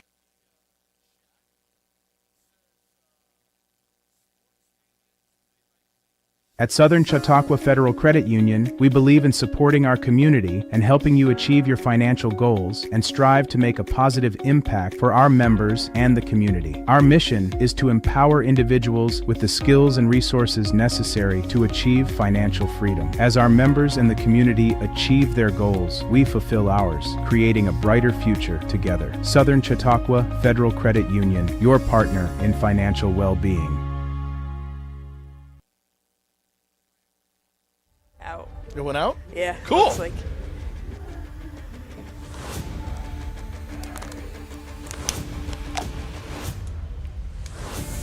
Jacob Haynes will lead off the bottom of the 5th inning for the Tarp Skunks, and CSS is your home for local student voices, community highlights, and live sports coverage.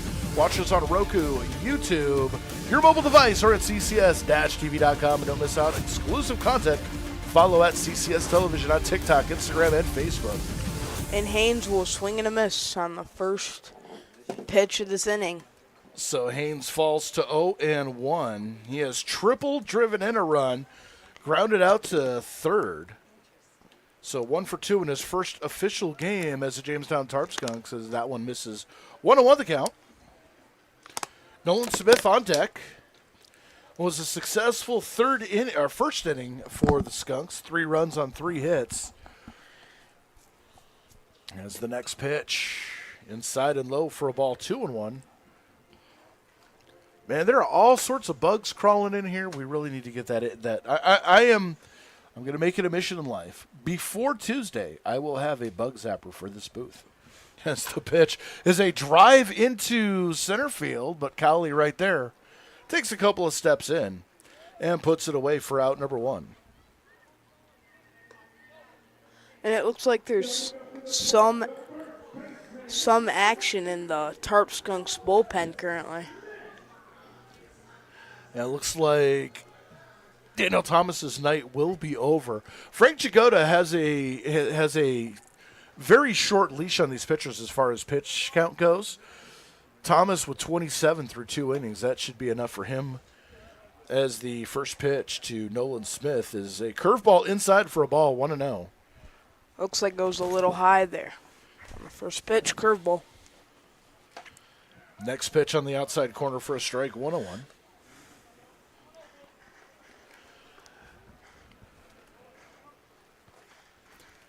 So 1-1, 1 out, nobody on. Left-hander kicks and throws. Curveball inside, 2-1.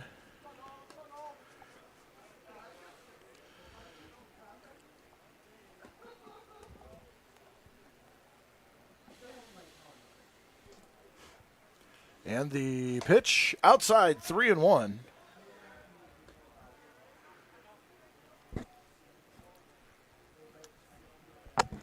IFB. 3-1 the count. 1 away. Bottom of the 5th inning. Tarp Skunks 7-1 cruising here as there's a ground ball to short. Wilson has it. Easy play over to first. And there are 2 away. Nolan Smith will be at first. Eric Weeks up to bat next, second baseman. Weeks has had a pretty solid day so far. He has walked twice, stolen a base, and scored a run. So no official at bat, but has been very productive. Yes. As the first pitch bouncing in for a ball, 1-0 the count. Dom Costello on deck would be next. Started about 15 minutes late tonight due to a little bit of inclement weather as a pop-up. Right-hand side, underneath it, Bishop in foul territory will glove it and put it away for the final out of the inning. Nothing doing for the Tarp Skunks in the 5th. We go to the top of the 6th inning, still 7-1 Skunks.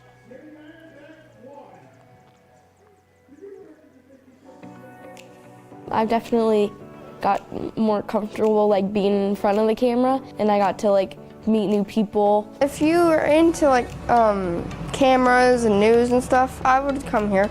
You get to do a lot of cool stuff. You go to like one of those baseball games, usually you're just stuck in the stands. But with us, no. You can go on the roof or on the field. If people want to learn more, you just have to go to CCS-TV.com. Schultz is the place where you can not only find your next new car, you can customize it exactly how you want it. Build a vehicle from one of your favorite brands. Secure rebates and incentives and expect delivery within 6 to 8 weeks. Get the keys to your ride in-store or in your own driveway and enjoy a year of complimentary Schultz Auto Care. Walk in to view our exciting inventory of vehicles arriving daily, or schedule your digital consultation online today to discover why we say you can't beat a Schultz deal.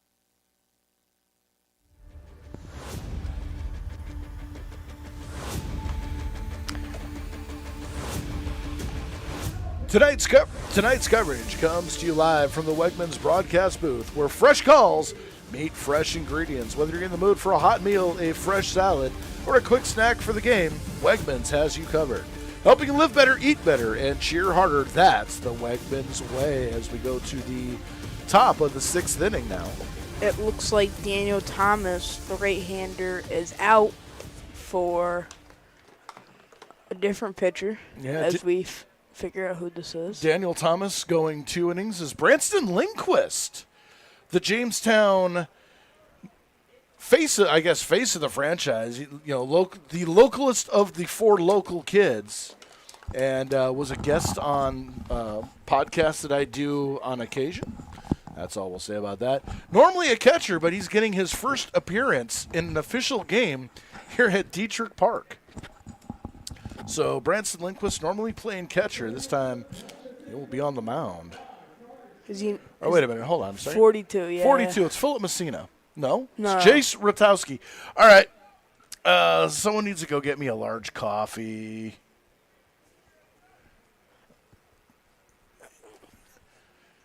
As Jace Ratkowski. It's a day. What can I say? It was smooth sailing up until the 6th inning, and that is when the broadcast booth just completely fell apart. And the pitch fouled off to the right and out of play. So 0-2 count from Ratowski. As it is Carter Shin, the batter. Shin 1 for 2 on the day. And the pitch just off the plate. 1-2 the count. It's one of those that could have gone either way. The right fielder Keene due up next. And Rakowski comes in with a fastball, fouled back to the screen. We'll do it again.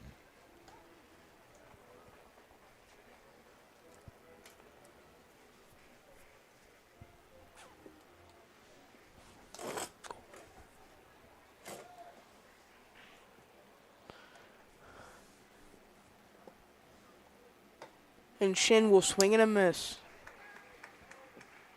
Drop third strike. There you go. Good job. Giving Sebi, back off, give Sebi a little play-by-play action there. And Shin will be out at first. Next up to bat is Alex Keene, right fielder, number 25. Keene doubled back in the 4th inning.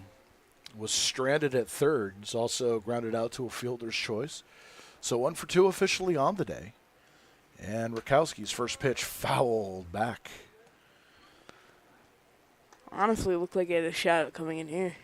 It's scary when that happens too.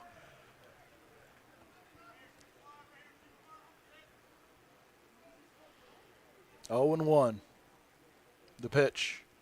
Oh, and that hit right off the elbow guard of Keene. He will get on base the hard way. It's a fastball right off the elbow. So with 1 away, runner at first, that is going to bring up the extra hitter, Connor Gatens. So they have Keene on first. Yep. With 1 out. Shout out to the cameraman on that hit by pitch. That was a beautiful shot, by the way. Every once in a while I pop over, check out what the TV broadcast actually looks like. I don't want to eat up their internet, so, As the first pitch to Gayton misses for a ball, 1-0. Butts on deck. 7-5-1 for the Skunks, 1-5-1 for the Ironbacks. We are in the top of the 6th inning. First ever meeting between these two teams is a check over to first. Be dropped by Smith, but ball bounced into him, and if it had been I think if it had been a on the line throw, they might have had a chance to get Shin at first or Keene at first. Would have been close, but 1-0. Rakowski comes in, misses high and away, 2-0.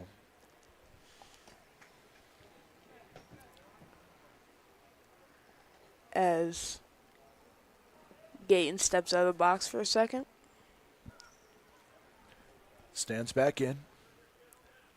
He's got an interesting stance there with that crouch, weight back on that back foot. Pitch comes in on the outside corner for a called strike. 2-1 count. 2-1.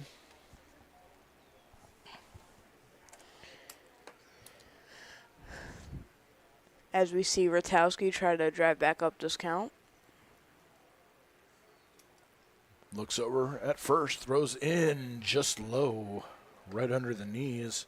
3-1.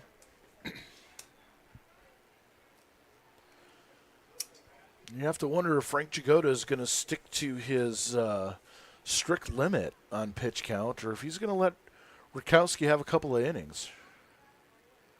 As the pitch, low for a ball, and another walk.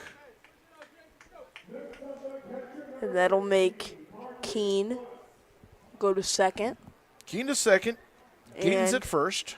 Marcus Butts, the catcher, up to bat next. One away here in the top of the 6th inning. Ironbacks putting something together here. And we're going to have a little conference at the mound as Delansky and Rakowski get their signals back on the same page.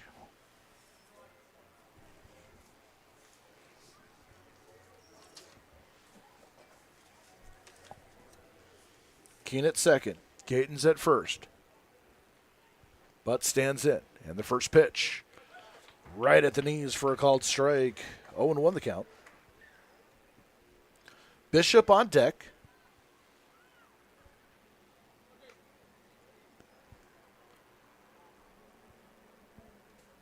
Butts 0 for 2 on the day. And the pitch. Popped up. First base side, there's room, and underneath it is Delansky in foul territory to make the catch for the second out. Great hustle by Delansky there. Not only great hustle, great read, and great understanding of the real estate behind the bag, knowing how much space he had between himself and the wall, able to plant, and 2 away for Andrew Bishop. Lefty versus lefty. Bishop 0 for 2 on the day. He's grounded to third and grounded to first. And the first pitch right on the outside corner for a called strike, 0-1. It looks like Rakowski making the adjustment. He's got a little bit more zip on that last pitch than he did previous. 0-1. Fouled straight back. You want to make a 0-2 count? Bishop just missed that. When you foul a pitch directly straight back to the screen like that, means you just missed the barrel by about an inch. 0-2. Rakowski looking to get out of this. And the pitch. Ground ball to first. This should do it. Smith flips to Rakowski at first. And the side is retired. No runs, no hits, a couple of runners left on base. We go to the bottom of the 6th inning. 7-1, Jamestown with the lead.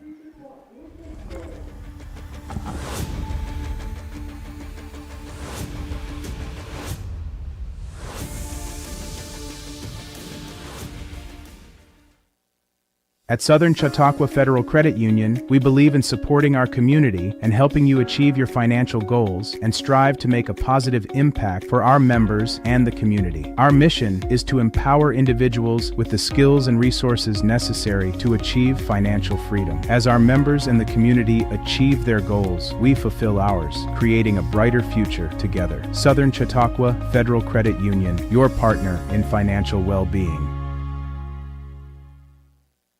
Looking to feed the family, the whole team, or just your own hungry self? Honest John's has you covered. We're talking fresh-made subs, crispy wings, and pizza so good you might just start happy dancing. Trust Honest John's for takeout, delivery, and easy online ordering so you can get the goods without lifting more than a finger. Or stop in for our famous all-you-can-eat pizza buffet. From crispy wings to cheesy pies, Honest John's satisfies. Order now at honestjohns.pizza.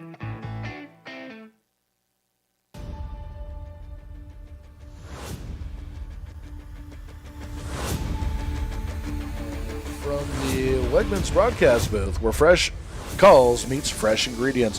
Whether you're in the mood for a hot meal, a fresh salad, or a quick snack before the game, Wegmans has you covered, helping you live better, eat better, and cheer harder. That's the Wegmans way.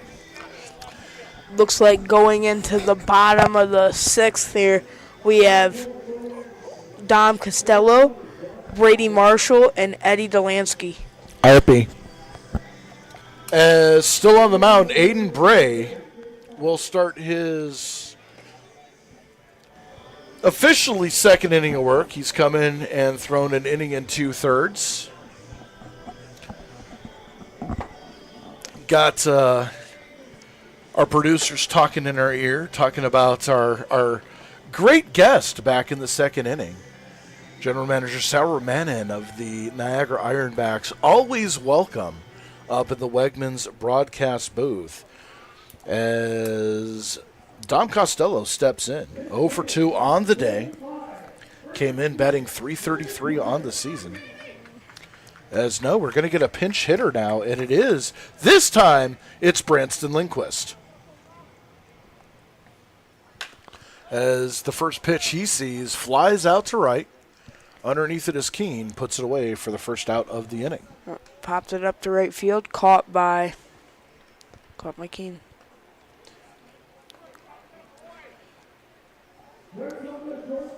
As we have shortstop number 28. Brady Marshall stepping up. Yeah.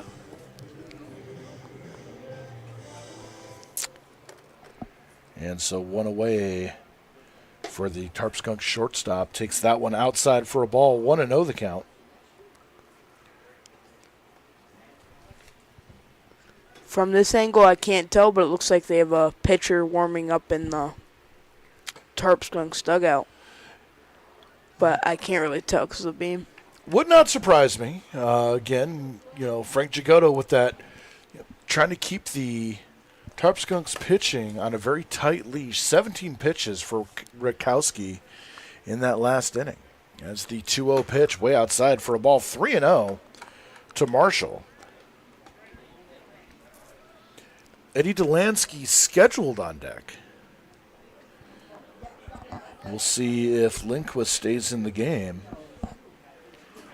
As that one way off the plate. 4-pitch walk for Marshall. And he is aboard with one away, and that is going to bring up Eddie Delansky. Waiting for the official announcement from PA announcer Jeremy Becker.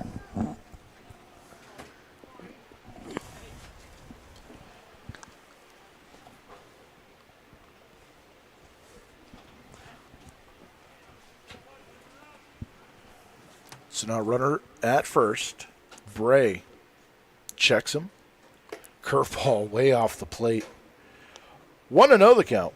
And that's one of those, Bray has one of those curveballs that when he throws it, it's just slow. It's slow to develop, slow to break, slow to get to the plate, and it throws off the hitter's timing. 1-0. Fastball down in the dirt. 2-0. And Bray has run into a little command issue here.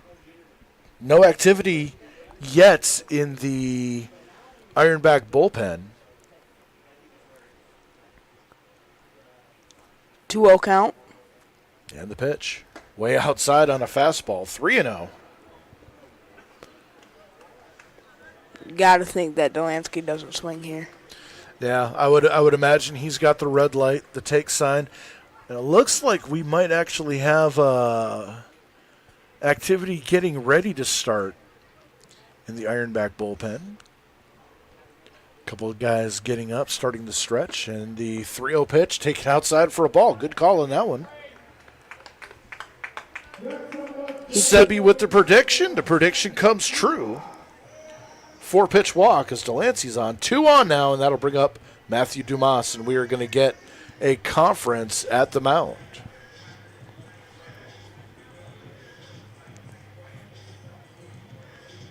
NBA Finals Game 1? Is it Game 1 tonight? Yep, Game 1. Between the Indiana Pacers and the Oklahoma City Thunder. Who do you got in this one? Honestly, I think the Pacers take this one. I think OKC.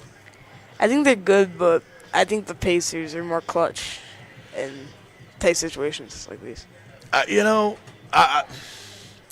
got to go. I'm going to go with OKC. I think that, with all the KG drama, and if you think back to, and this might be a little before your time, but if you think back to those great series between the Warriors and the Thunder when it was Curry versus Garnett before Garnett joined the Warriors, that was, for me, probably the greatest playoff series that I had seen since the Lakers Celtics back in the 80s.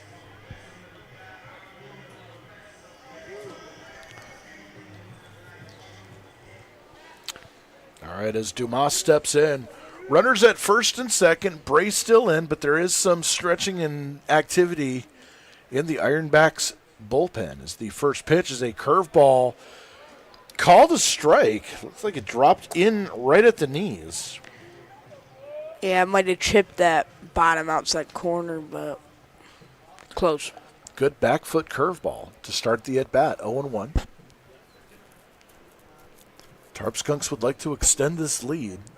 Runner goes to third as a pitch is swung on, hit high into center field. Cowley underneath it will make the catch, and having to scamper back to second is Marshall. And both Delansky and is that Marshall? Yeah, Marshall will stay on base. So that flips it back over to the top of the lineup with Brady McGuire now. McGuire 2 for 3. He has singled, scored a run back in the first, sacrificed out in the second inning, singled in the fourth, and was thrown out on a very unusual 7-6-2-5 rundown as he tried to score on a Dumas. No, was it Dumas? Who knocked him in? On Beauchart's double. So now 2 away, 2 on. Bray looking to get out of this inning. McGuire with those quick little snaps of the bat back and forth as Bray checks the runner. He will swing. Popped up. Right field side, Keene underneath it. He gloves it, and that will do it. No runs, no hits, a couple of runners left on base. We go to the top of the 7th inning. 7-1, Tarp Skunks with the lead.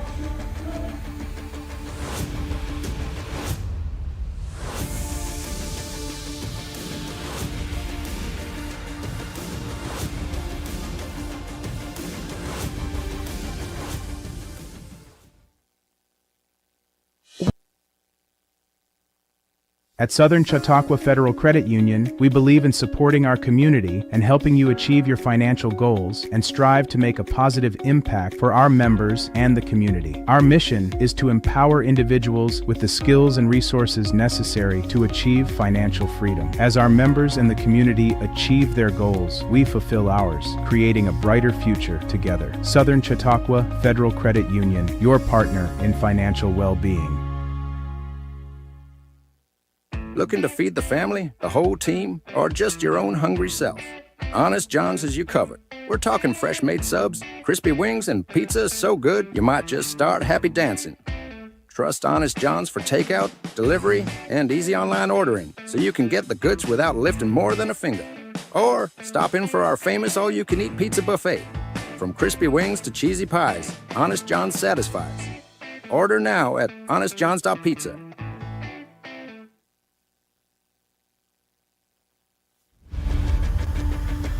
It is time for the 7th inning summary presented by Schultz Auto Group, a proud sponsor of the Jamestown Tarp Skunks. Visit any of our locations in Jamestown or Warren or online at schultzauto.com. Let you know that 7 runs, 5 hits, 1 error for the Jamestown Tarp Skunks, 5-1 for the Niagara Ironbacks in the Niagara Ironbacks inaugural game of their franchise. As due up is going to be Bedrosian, Briggs, and a Curry. Bedrosian 0 for 2 on the day. He's reached on an error and scored back in the 5th, the Ironbacks' only run. As Rakowski reaches back for something extra and misses just a little high for a ball, 1-0. Yep, and they're definitely warming up someone in the Tarp Skunks dugout for next inning.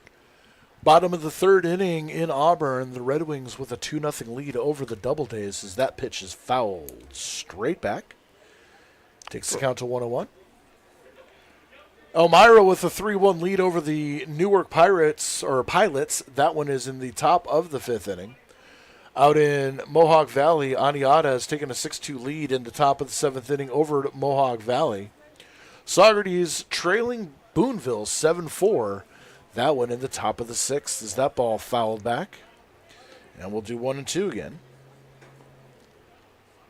Don't forget, tomorrow the Tarp Skunks will be in Geneva to take on the Red Wings. Muck Dogs and Elmira will do it again as well. Auburn at Newark, and Niagara versus Niagara Falls tomorrow. It is the Battle of the Falls, and I am here for it. Swing and a miss. That'll be Rotowski for a strikeout. First strikeout for... No, make that the second strikeout for Rotowski. He struck out Shin back in the sixth. I don't know if any pitcher tonight has gotten a strikeout except Rotowski. Barnett had one looking back in the second. Other than that, Ironbacks has done a great job putting the bat on the ball. Yeah. As that one just outside. Great frame job by Delansky, but the umpire not buying it. Conversely, on the other side of the board, I'm looking here, and I don't see any strikeouts for Jamestown, as that one cut out and missed. 1-1. 1-1 with one out. Grayson Briggs, the batter. He has the first strikeout of the game. Looking back in the second, he's also singled back in the fifth. The pitch in the dirt.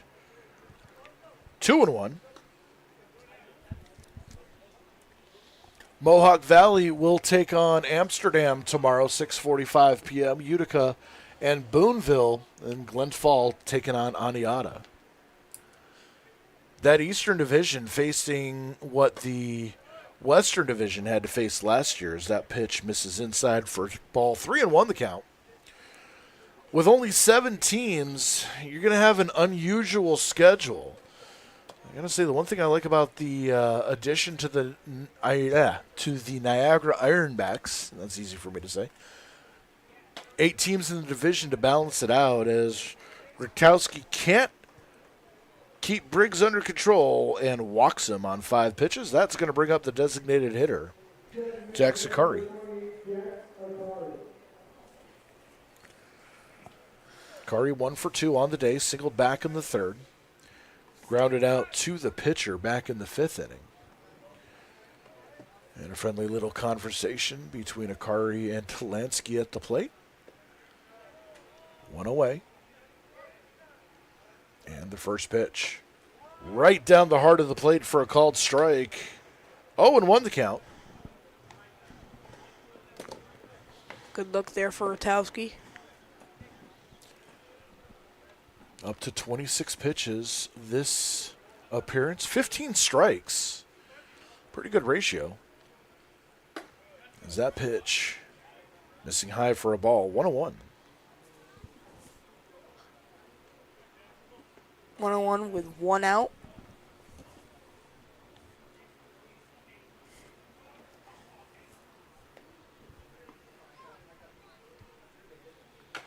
As there's a weak ground ball in front of the mound. Fair ball picked up by Delansky. Throw on to first in time. That was a very athletic play by Delansky. Yeah, another big play from Delansky there. And now 2 away here. That one was almost trouble, and especially when you have a catcher who has to sprint to one side of the field to glove it and throw it toward the bag with the runner barreling down on it. If that ball had strayed even an inch to one side or the other, we might be looking at a 7-2 ball game with a runner at third. Yeah. But that is going to bring up Caden Wilson, who takes the first pitch he sees low for a ball, 1-0. Wilson 0 for 2. Has a chance to drive in a run here. Runner in scoring position. 2 away here in the top of the 7th inning. Geneva Red Wings, for those who are asking. He'll take the second pitch for a ball, 2-0 count. Oh, man, that's on me. I got a spider crawling on me now, which is freaking me out a lot because I'm very arachnophobic. So if you hear me screaming, that's why. It's a foul down the first base side. That will make it a 2-1 count. I'm not quite sure where it went. Well, as long as I don't see it or feel anything crawling on me, I'll be all right.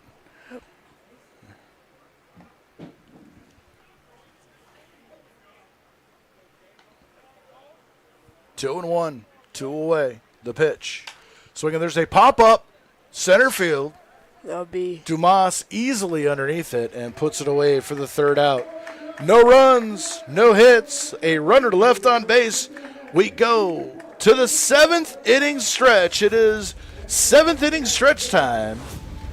Brought to you by Southern Chautauqua Federal Credit Union, your hometown financial partner. From first jobs to first homes, SCFCU is committed to helping our community grow. They're here to impact, empower, and help you achieve. Visit 6657000.com to learn more.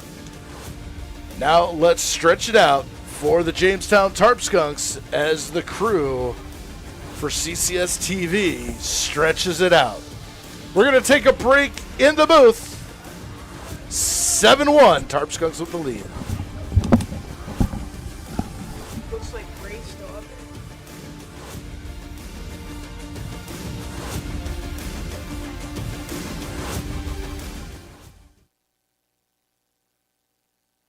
At Southern Chautauqua Federal Credit Union, we believe in supporting our community and helping you achieve your financial goals and strive to make a positive impact for our members and the community. Our mission is to empower individuals with the skills and resources necessary to achieve financial freedom. As our members and the community achieve their goals, we fulfill ours, creating a brighter future together. Southern Chautauqua Federal Credit Union, your partner in financial well-being. Looking to feed the family, the whole team, or just your own hungry self? Honest John's has you covered. We're talking fresh-made subs, crispy wings, and pizza so good you might just start happy dancing. Trust Honest John's for takeout, delivery, and easy online ordering so you can get the goods without lifting more than a finger. Or stop in for our famous all-you-can-eat pizza buffet. From crispy wings to cheesy pies, Honest John's satisfies. Order now at honestjohns.pizza.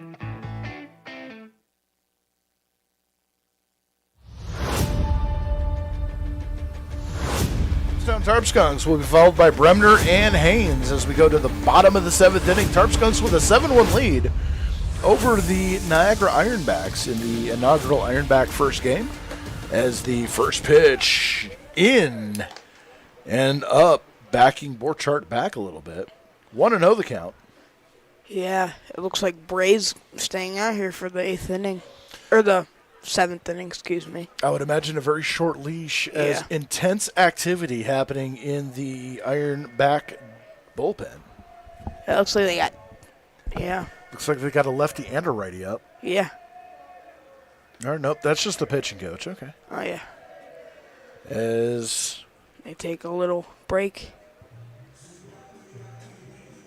Looks like we have a new catcher behind the dish. See if we can... Number 30. See if we can figure out. Grayson Briggs has moved from left field to catcher. Is that 30 or 20? No, that's number 20. Brock Granger is the new catcher for the Ironbacks.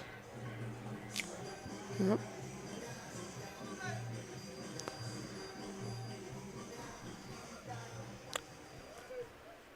So we'll get that notated here.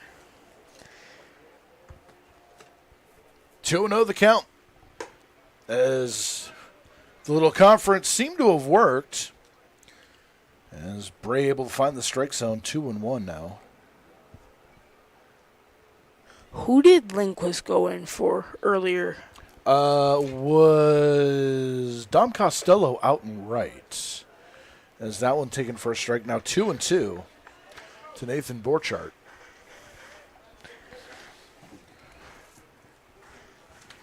1 for 3 with an RBI single or double back in the fourth inning. As there's a little flare out to second. Shin doesn't even have to move. Makes the catch, and there's one away.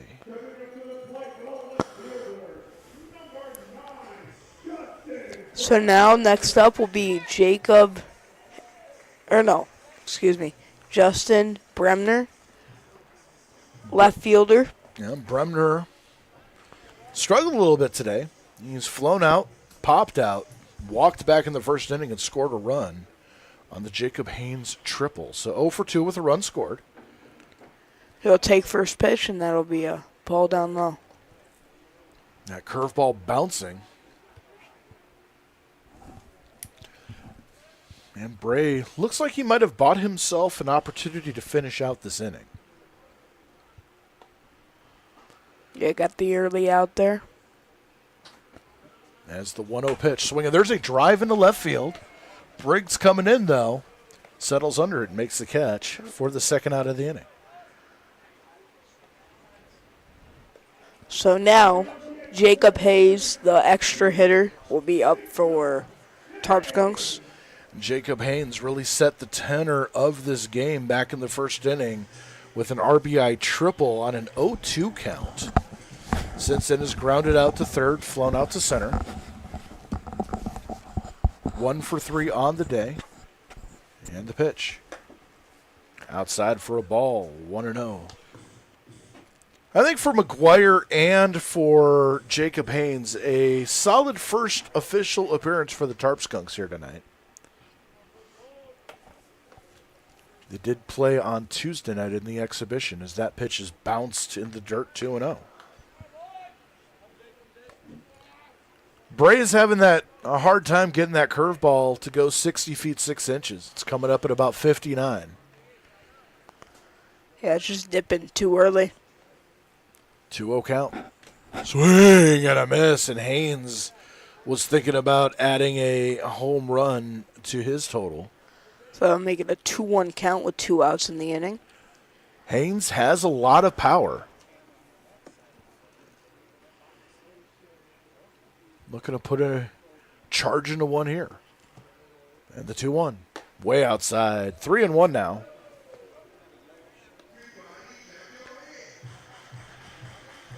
You have to wonder, if he loses Haynes here, does Bray get pulled?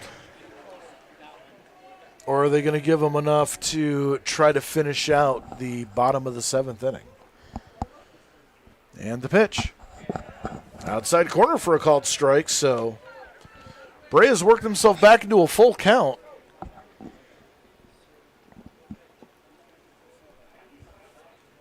Haynes will be looking for anything close. And the pitch. Way outside. Easy take. Haynes will take his base with Nolan Smith, the first baseman, coming up to bat. 2-out base runner for the Tarp Skunks here. As Smith, 1 for 3 on the day as well with an RBI back in the first inning. If we have any basketball fans watching the stream, Game 1 of the NBA Finals, 16-10 Oklahoma City. That one's still in the first quarter. Yep. So Nolan Smith, first pitch, swings and fouls it off to the left. And out of play, 0-1.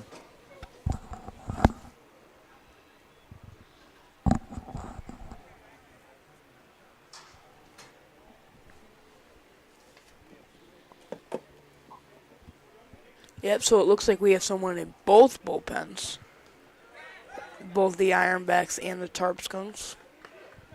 And that would make sense. So, Rakowski, 33 pitches in 2 innings of work. So that's right about at his limit. So I would imagine that we might see pitching change coming up. I agree.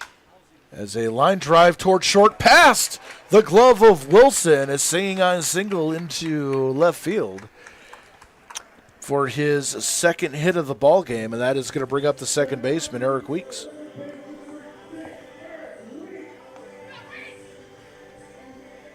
So it looks like we're going to have a little conference with the pitcher. We might have a pitching change coming. Yeah, that's going to be all for Bray as the motion to the bullpen. 7-1, Tarp Skunks with the lead. Runners on first and second. When we come back, new pitcher for the Ironbacks. We'll have all that for you in just a moment.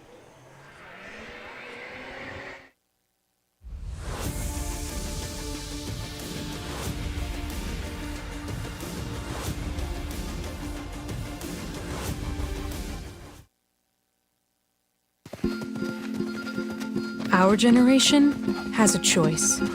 Turn away from the world's problems or chase them down. We refuse to sit back and watch them pass us by.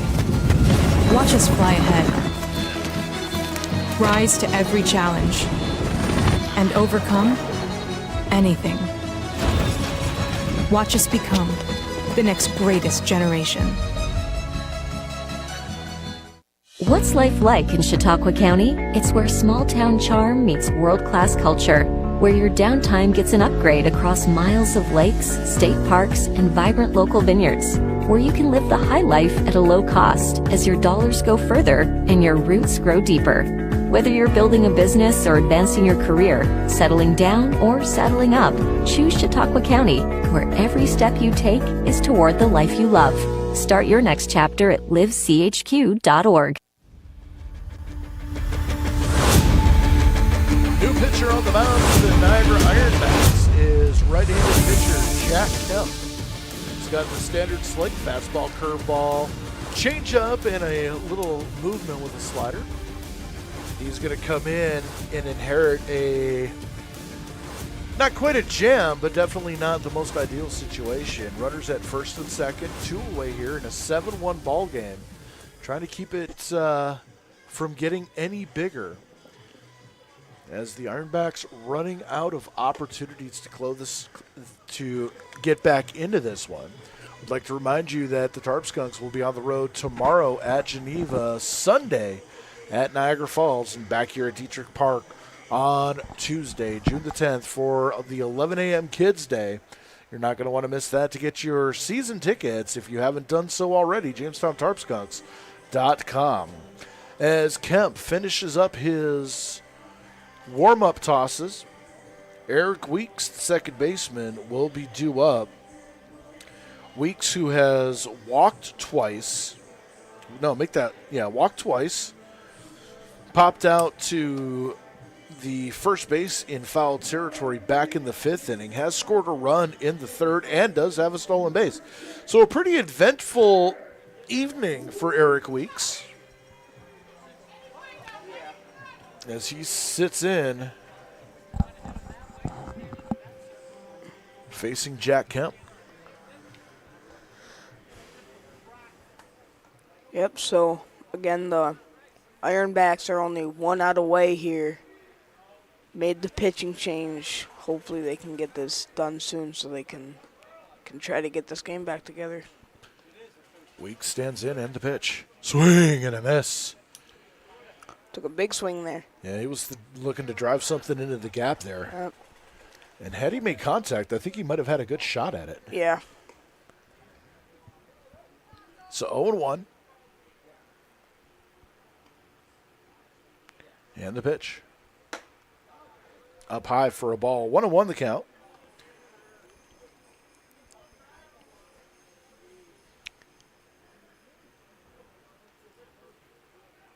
Runners take their lead.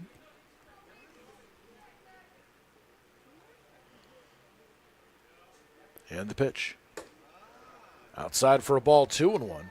Infield almost playing at double play depth with 2 outs, which is interesting. The second baseman, Shin, definitely shading over to the bag to try to keep Marshall or make that Haynes honest. And the pitch. Popped up. First base side, drifting toward the bullpen and just out of play. And we'll do 2-2 again.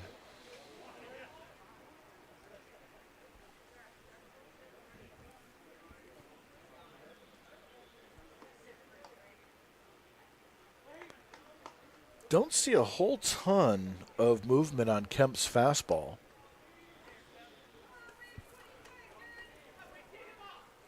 Tells me it has a bit of a sink rather than lateral movement. 2-2, the pitch. Swinging, there's a drive out into center field, but right at Cowley, who is underneath it, makes the catch, and the inning is over. No runs, 1 hit, 2 runners left on base. We go to the top of the 8th inning. It's still 7-1 Skunks.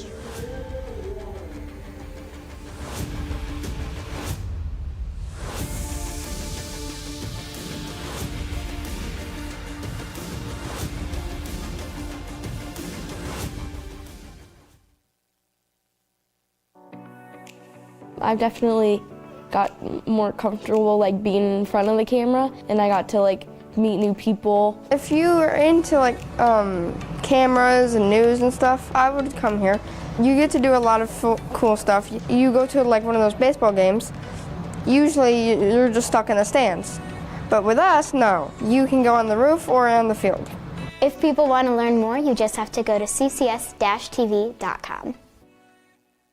Schultz is the place where you can not only find your next new car, you can customize it exactly how you want it. Build a vehicle from one of your favorite brands, secure rebates and incentives, and expect delivery within 6 to 8 weeks. Get the keys to your ride in-store or in your own driveway and enjoy a year of complimentary Schultz Auto Care. Walk in to view our exciting inventory of vehicles arriving daily, or schedule your digital consultation online today to discover why we say you can't beat a Schultz deal.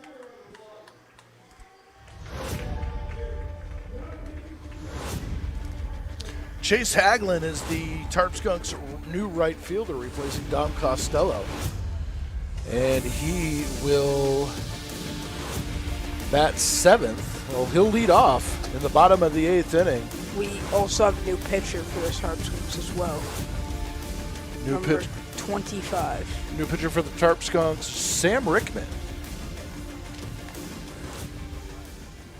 As he's coming in, we would also like to tell you that if you are looking for local stories, student shows, and community sports, you can stream all of our original content anytime on Roku, YouTube, our free mobile apps for iOS and Android, or online at ccs-tv.com.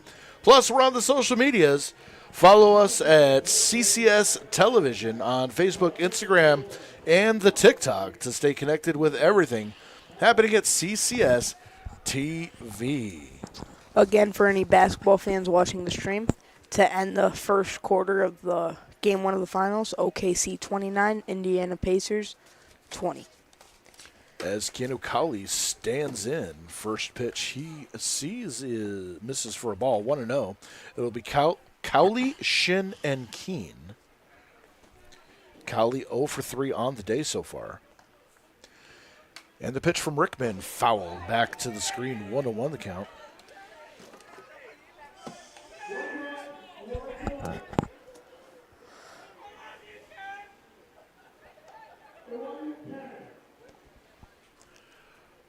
One is the count. Some weird shenanigans happening. I don't know what's going on between, I guess, I don't know if it's the bleachers, the PA, or what's going on. But someone's having fun. That's all that matters. For sure. 1-1 the count. Cowley standing in, waving that bat back and forth. As a ground ball to third, picked up by McGuire, thrown to first for the first out of the inning. That ball grounded in a spot where it could have either been McGuire or Marshall to make the play, but the Brady Bunch combined, turning the first out of the inning, and that'll bring up the second baseman, Carter Shin. I am going to get so much heat for the Brady Bunch reference, and I'm okay with it.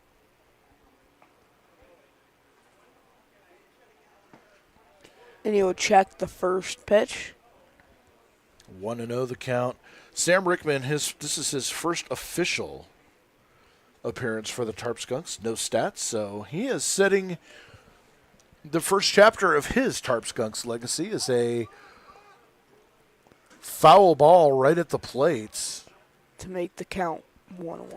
And that, that's got to be, the umpire's got to be quicker on that, because it could have, I don't know if it hit him. If it hit off the plate and bounced fair, it should be a fair ball.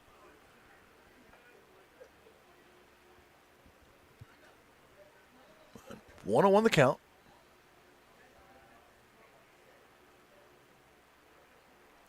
And the pitch. Little check swing right back to Rickman. Throws on to first. And there's 2 away. That almost looked like a little fungo at bat there. And that'll bring up Alex Keene, the right fielder.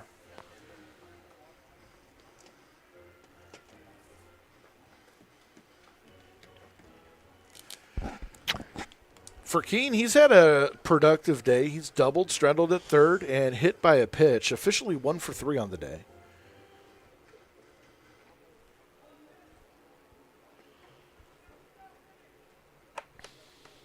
And the first pitch from Rickman misses low for a ball. 1-0.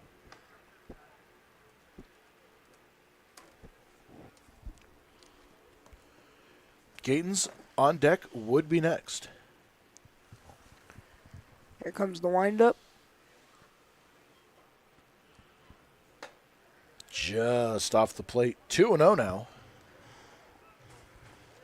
So Rickman had been cruising.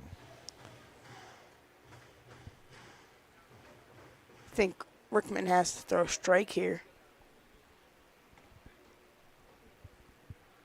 And the pitch. Swing and a miss. I'll make the count 2-1 as he steps out of the batter's box for a second. Ironbacks 1 for 8 tonight with 2 outs. Tarp Skunks also 1 for 8. So neither team doing great when 2 outs in the inning. And the pitch. Swing and a miss. 2-2. 2-2 with 2 outs.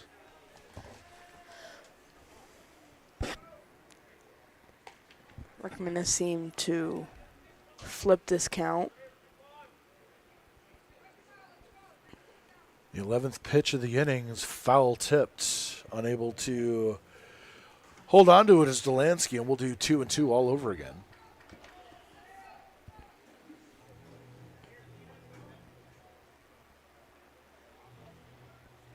Ironbacks 3 of 8 when leading off an inning. Tarp Skunks 3 of 7. With runners on, less than 2 outs, Ironbacks 1-1, or 1 for 1. Tarp Skunks 3 for 5. But the big blow comes with bases loaded. Tarp Skunks 1 for 1. Ironbacks have not had the bases loaded yet tonight. 7-1, top of the 8th. And the pitch. Swing! And a miss. That'll be a strikeout for Richmond to end the top of the 8th. Side retired as we go to the bottom of the 8th inning. Due up for the Skunks is going to be Haglund, Marshall, and Delansky. 7-1. Jamestown with the lead.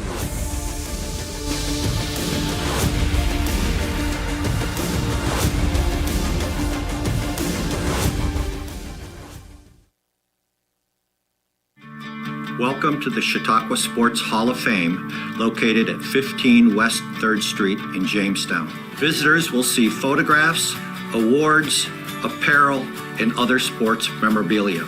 We invite all visitors to stop in the Chautauqua Sports Hall of Fame and learn about the sports history of Chautauqua County.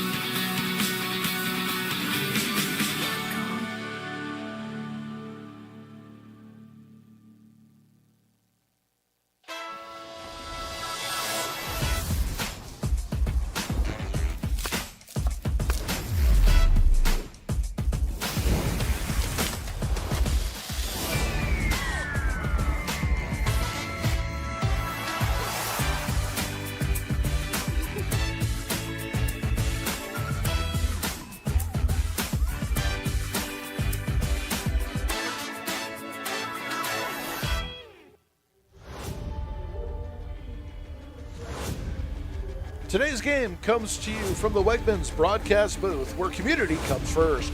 Wegmans is committed to serving you and supporting the teams and communities we love. From the baseline to the produce aisle, Wegmans is rooted in relationships, quality, and care. As we go to the bottom of the 8th inning now, looks like we may have Jack Kemp out for his official first full inning of work, as he did pitch 1/3 of an inning to get out of a jam in the 7th. Let's get you caught up on a couple of scores around the league. Auburn Doubledays with a 4-2 lead over the Geneva Red Wings. That is in the top of the 5th inning. Elmira with a 3-1 lead over Newark. That also in the top of the 5th inning. Top of the 8th inning, out in Mohawk Valley, Aniata with a 6-4 lead over the Diamond Dogs. As Chase Haglund stands in, first pitch from Kemp is outside for a ball, 1-0. And Boonville with a 7-4 lead over Saugerties. Amsterdam at Utica was postponed today. Most likely will get scrubbed. Possible it can get rescheduled as part of a doubleheader. As Haglund takes a strike on the outside corner, 1-1 the count.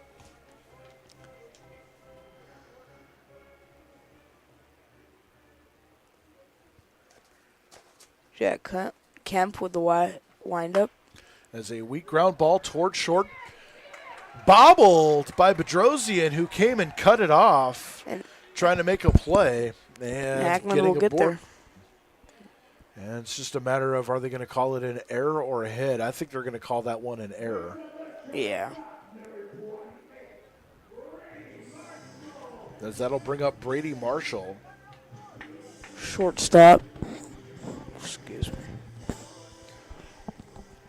Marshall with a hit, a walk, lined out to short. Has scored a run, and the pitch up high for a ball, 1-0 the count.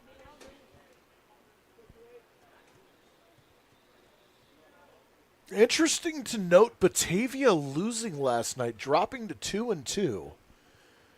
And nobody around the Western Division is shedding a tear. As that pitch up and in for a ball, 2-0. A lot of credit to the Niagara Falls Americans, who held them off yesterday, I believe, by a final score of 10-8 out at Dwyer Stadium. And the pitch, curveball, nicely placed right across the center of the plate for a strike. Makes the count 2-1. See what Marshall.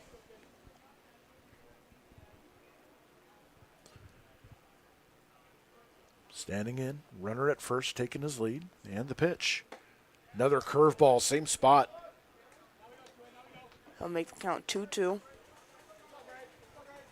So now Marshall, who went from a hitter's count to even, 2 apiece. Gonna have to shorten up here. Kemp checks the runner and the pitch. Just outside for a ball, 3-2, and that's, you have to give a lot of credit to Marshall for not swinging at that one. You needed ice water in your veins. That was maybe a half an inch off the plate. So 3-2, and the pitch. Check swing. Did he go? Oh, they're going to say he went on ball 4, and that's one of those calls. Again, the field umpire out of position. I don't think there's any way that he could have actually seen that well enough to make the call. That should have been the home plate umpire's call. But nonetheless, Marshall strikes out, and that's going to bring up Eddie Delansky. Yeah, really tough call right there on the check. It just, I mean, I've been proposing or maybe just wishing out loud that these games have 3 umpires. Yeah. As that one fouled, bouncing off the water fountain between the men's and women's room over in the right field restrooms.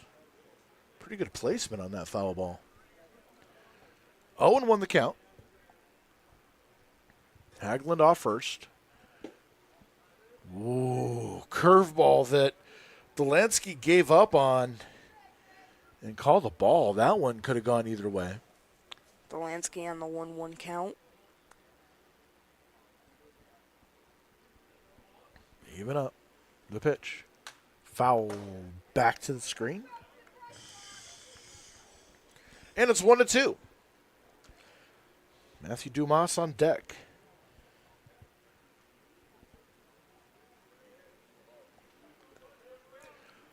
Very possible we'll see Anthony Serrano in the 9th inning. Not sure if it's going to be Rickman or if it is going to be Serrano. Rickman got through the 8th in only 10 pitches, as that one is outside for a ball. Evens up the count at 2-2.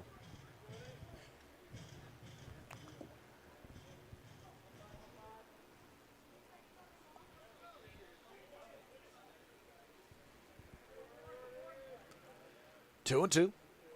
Hagelin off first. Kemp checks the runner. The pitch. Fouled off to the right and onto the street. Another souvenir for our couple that likes to collect the foul balls and give them out to kids after the game so they can get autographs. It is a beautiful hallmark of baseball here at Detrick Park is that pitch bouncing in the dirt for a ball. 3-2. So that'll make it full count with 1 out in the inning. Delansky has done a great job working this count back.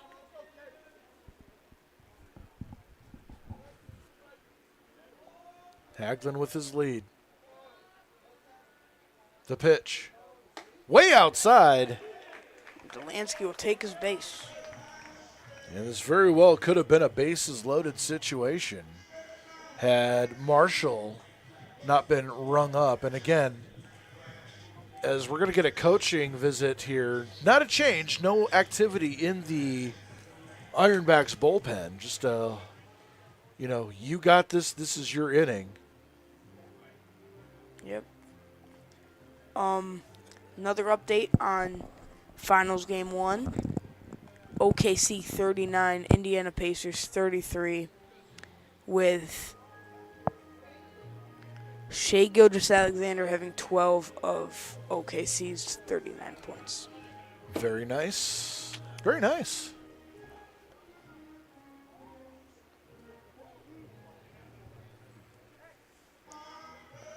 So as we have Dumas up. It's been 3 innings since the Skunks have driven home a run. 3 in the first, 4 in the 4th. And Dumas coming up 0 for 2 with a walk. Or actually, it was hit by a pitch back in the 4th. It's flown out to right, flown out to center. Takes a strike, has a chance to drive in another run as Hagelin in scoring position.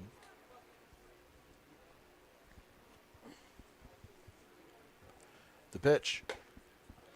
Ooh, nice frame job by Granger, but umpire not buying what he was selling. 1-1 the count.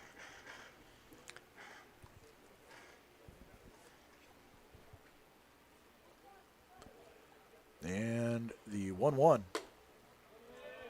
Taken high for a ball. 2-1 the count.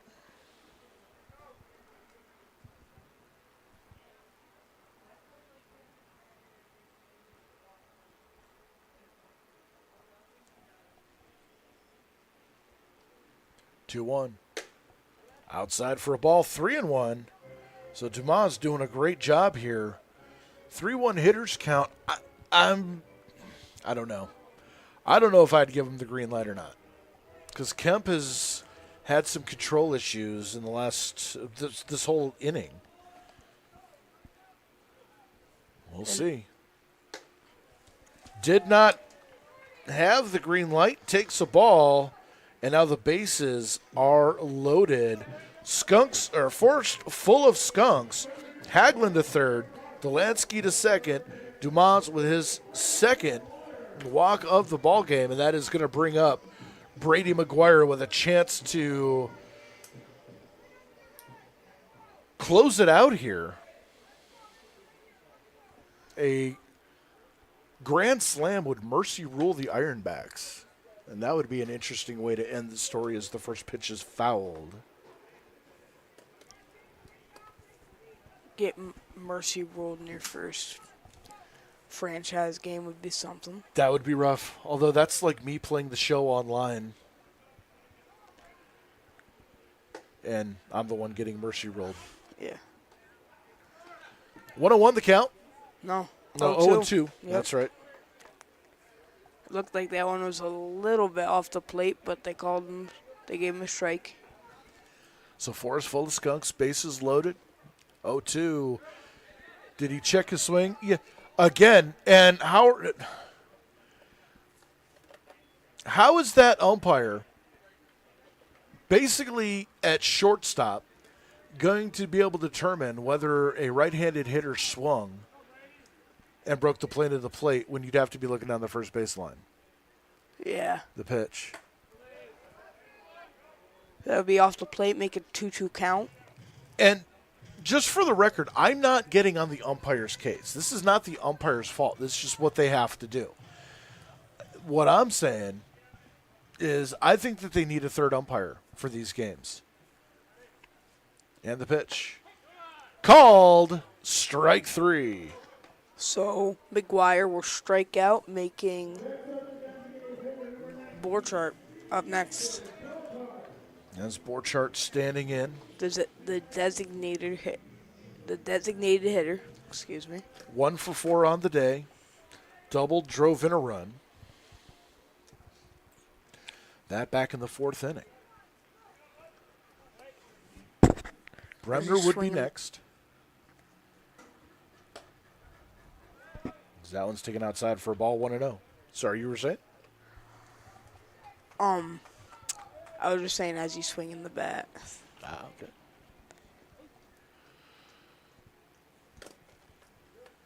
One-0 pitch. Inside for a ball, 2-0. So Borchardt in the driver's seat. A lot of space down that right field line. Right field playing straight away. Outfield straight away. Pitch. Foul down the left field line and out of play. 2-1. As a Tarp Skunks individual almost falls over the fence trying to grab the ball. 4's full of Skunks. Bases loaded. 2-1. 2 out. Bottom of the 8th inning. Skunks with a 7-1 lead. And the pitch. Taken up high for a ball. 3-1. And so Kemp is dangerously close to walking in a 2-out run. And there is no activity in the Ironbacks bullpen. This is Kemp's game throughout. I'm thinking that Borchardt has a red light here. 3-1 count, you're up. Little Looks flare. Like he doesn't. Behind shortstop, Wilson backing up underneath it, makes the catch, and the inning is over. No runs, no hits, 3 runners left on base. We go to the tie of the 9th inning. Last chance for the Ironbacks. We'll be back in just a moment.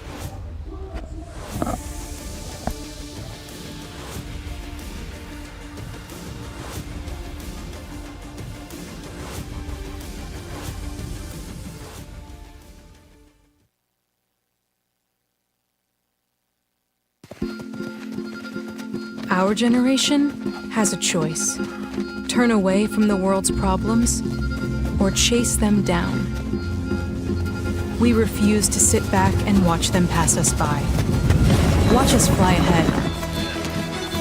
Rise to every challenge and overcome anything.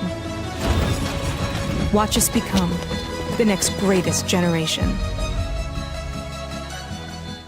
What's life like in Chautauqua County? It's where small-town charm meets world-class culture, where your downtime gets an upgrade across miles of lakes, state parks, and vibrant local vineyards, where you can live the high life at a low cost as your dollars go further and your roots grow deeper. Whether you're building a business or advancing your career, settling down or settling up, choose Chautauqua County, where every step you take is toward the life you love. Start your next chapter at livechq.org.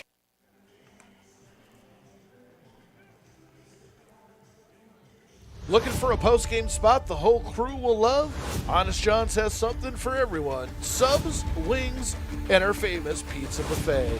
Find us or order online at honestjohns.pizza. Sam Rickman will finish out the ball game here as he takes the mound for the top of the 9th inning. He will face the order of Gatens, Granger, and Bishop. 4-5-6 here for the Ironbacks as they are running out of chances here in their first game at Detrick Park. Tomorrow, Niagara and Niagara Falls. As the first pitch from Rickman is hit out to left field, coming in and, dropping right in front of Bremer, and a leadoff single for the extra hitter, and that is going to bring up Granger. Our public address announcer didn't get the memo. Brock Granger, who replaced Butts back in the 7th inning, stands in his first at bat. Left-handed hitter takes the ball on the outside. 1-0.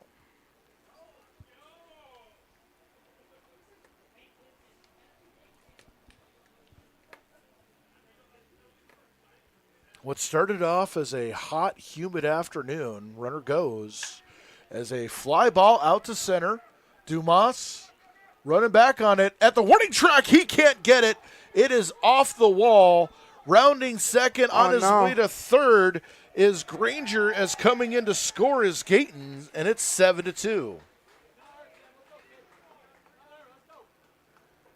See, that was just a lineup of bad plays for the Skunks.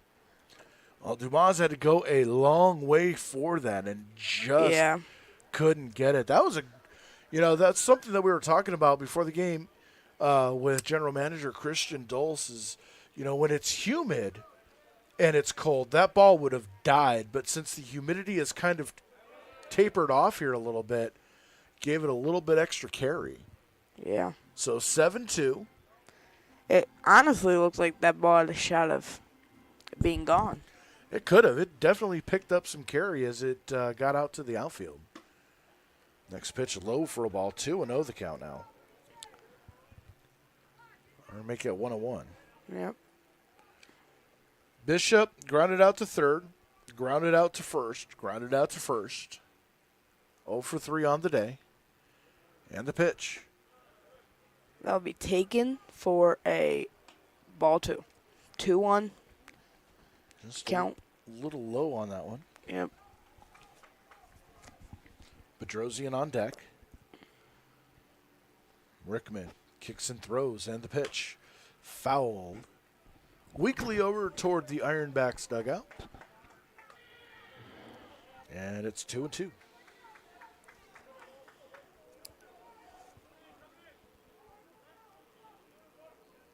Ironbacks looking to do some damage here, not rolling over at the end of this game. And the pitch. Just missed low. 3-2 now. That'll make it full count, like you just said. Bishop working that count full.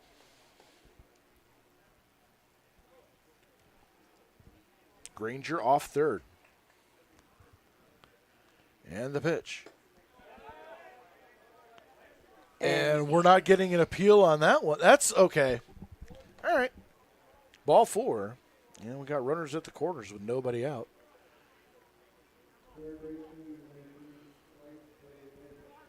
Not sure why we didn't get an appeal, but I'm okay with it. As that is going to bring up Bryce Bedrosian. Struck out, popped up to third base, reached on an error, and scored a run back in the 5th.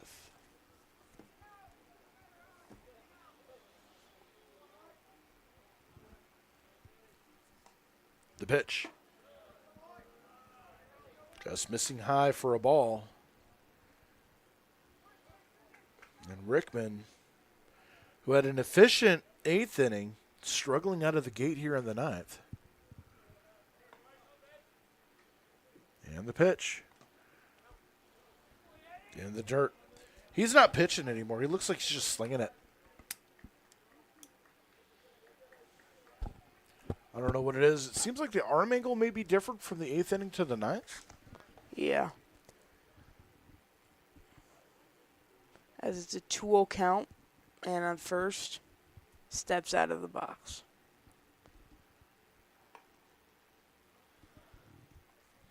Skunks would gladly trade a run for a double play.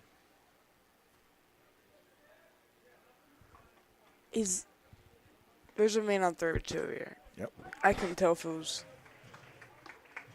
a coach because he was kind of in the grass. But. 2-1 now as that pitch taken for a strike. Grayson Briggs on deck. And the pitch. Swing! And a miss. I'll make the count and Bishop, 2-2. or make that Bedrosian goes down on strikes. 2-2 count. Sorry, I was ahead of myself. Wow. I thought it was 3-2 on that one. 2-2. You'd think Rickman would got to throw a strike here. And misses. 3-2. I mean, Bedrosian could have done me a favor and just swung at that one anyways, just to make me, feel better. But, I'm okay with it. It's been a long night. Yes. Coming up on the 3-hour mark of this ball game, 3-2. Runner goes, and the pitch is grounded toward first. Picked up by Smith. He'll take it to the bag himself. That'll be the first out of the 9th inning. And a run will score as Granger comes across, now 7-3. With one away. That's going to bring up a pinch hitter.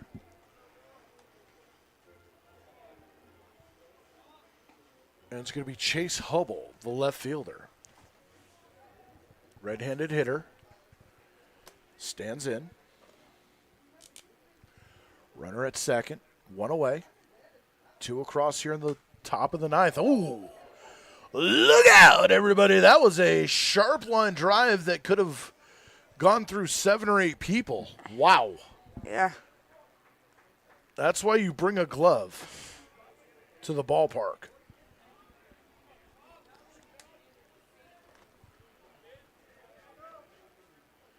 Oh, and 1 the count. And the pitch. Foul straight back to the screen. And Rickman's not fooling Hubble with anything. Hubble's just missing. 0-2.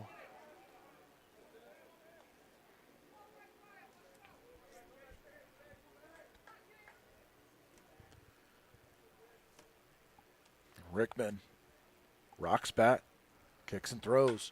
Ground ball foul past the first base bag down toward the Ironbacks bullpen. Yep. Jinx, you owe me a Coke.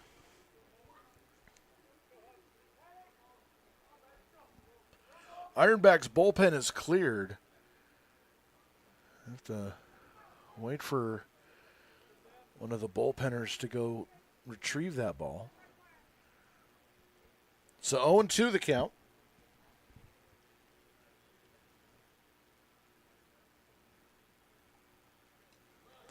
Ball gets behind the catcher Delansky. So I'll make it a 1-2 count, and advancing to third on the wild pitch is Bishop.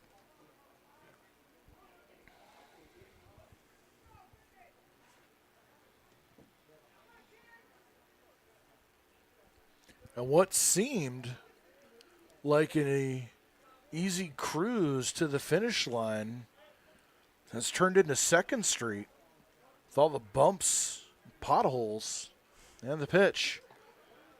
In the dirt. Make it a 2-2 count. And this 9th inning bumpier than 2nd Street in January. I'll be getting a call from the city commissioner later. And the 2-2.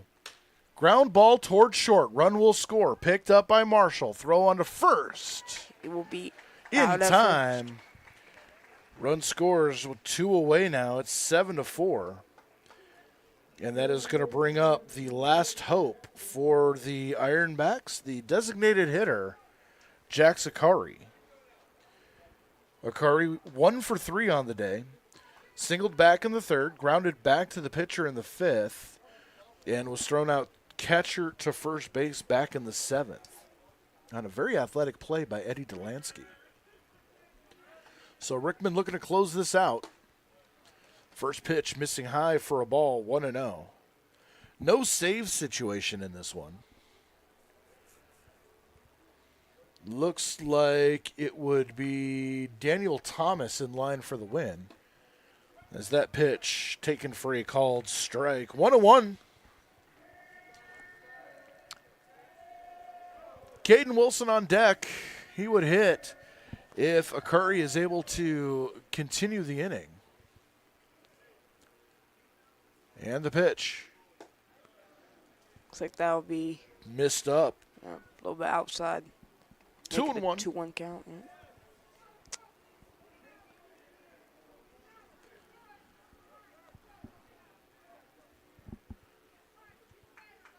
So 2-1, 2 out. 3 runs across for the Ironbacks as Rickman looks to close it out. Ball in the dirt, 2-1, or make that 3-1.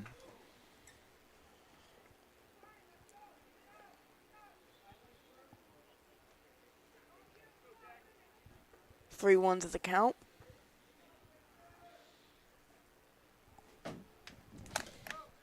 You have to wonder at what point does Frank Jagoda get another arm up in the bullpen?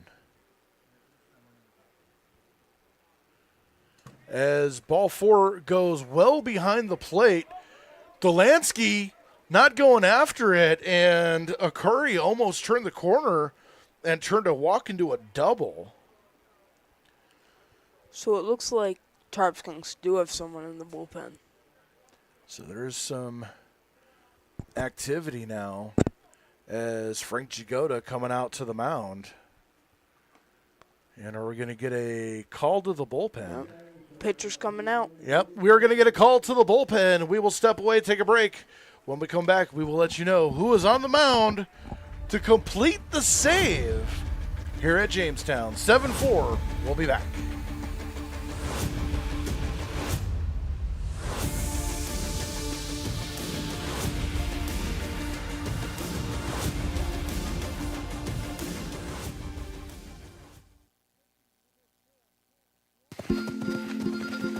Our generation has a choice. Turn away from the world's problems or chase them down.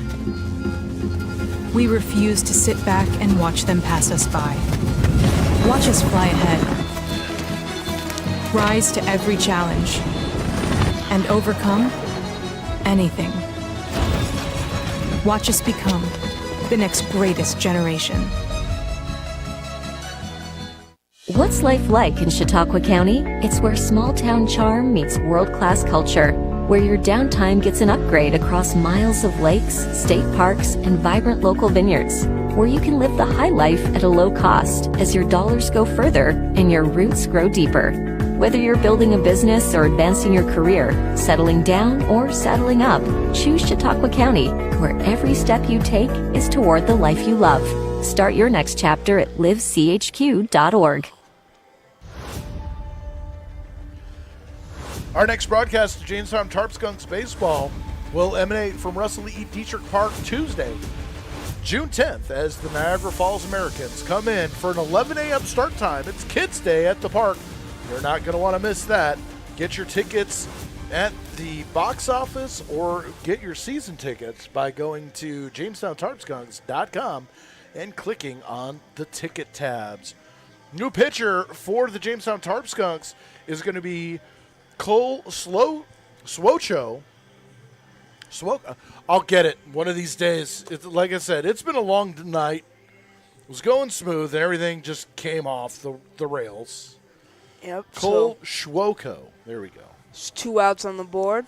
We have Schwoko warming up. Ironbacks have pushed 3 across here in the top of the 9th inning. Want to thank everybody out in Canada who is watching tonight, supporting your Ironbacks. Want to thank everybody around the area who's watching tonight as well, pulling for your Jamestown Tarp Skunks.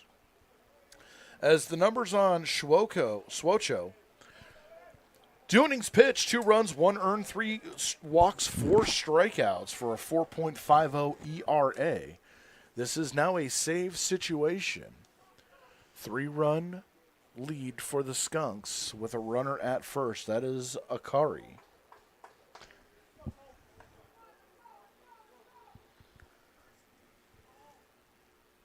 Lefty versus lefty. And the pitch.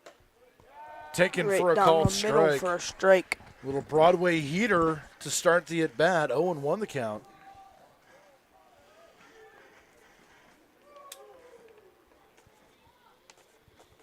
Stay tuned after the ball game as Sebi and I discuss our most valuable stinkers.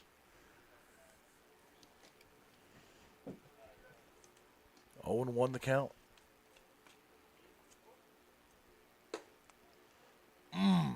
Just missed off the plate for a ball, 1-1. One looked like it might have clipped the black, but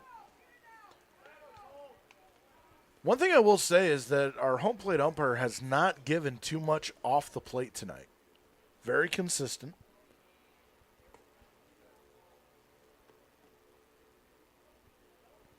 One. Right down the gut, called strike 2, 1-2. And the Ironbacks are down to their final strike.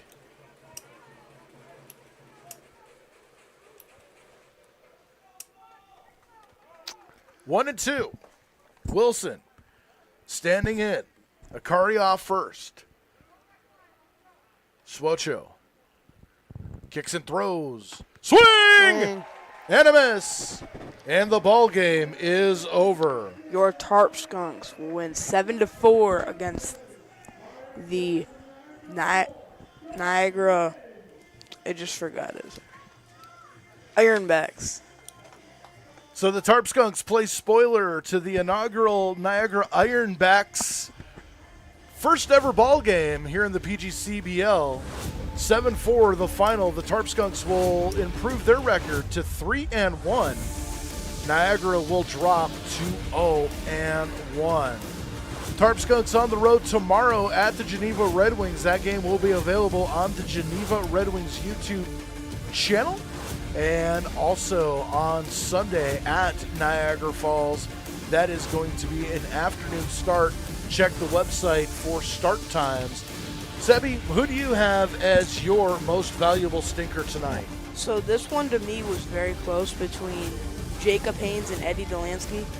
I think Delansky made a lot of good plays at catcher, but I think that Haynes did very good batting tonight, so I'm going to go with Jacob Haynes as my most valuable stinker. Jacob Haynes, who went 1 for 3 with an RBI triple in the first inning. I'm going to go with Brady McGuire, who had a pretty solid day at the plate himself. 1 for 5 with a strikeout, but it was that base hit to start the game that set the tone for the Jamestown Tarp Skunks. 7-4 your final. The Tarp Skunks are your winners. We want to invite you again to come to Detrick Park Wednesday morning, 11 a.m. for Kids Day, as the Niagara Falls Americans come in for their first visit to Detrick Park. For Sebi Gibbs, Andre Guinness saying thank you very much for joining us, and we wish you a good night, everybody.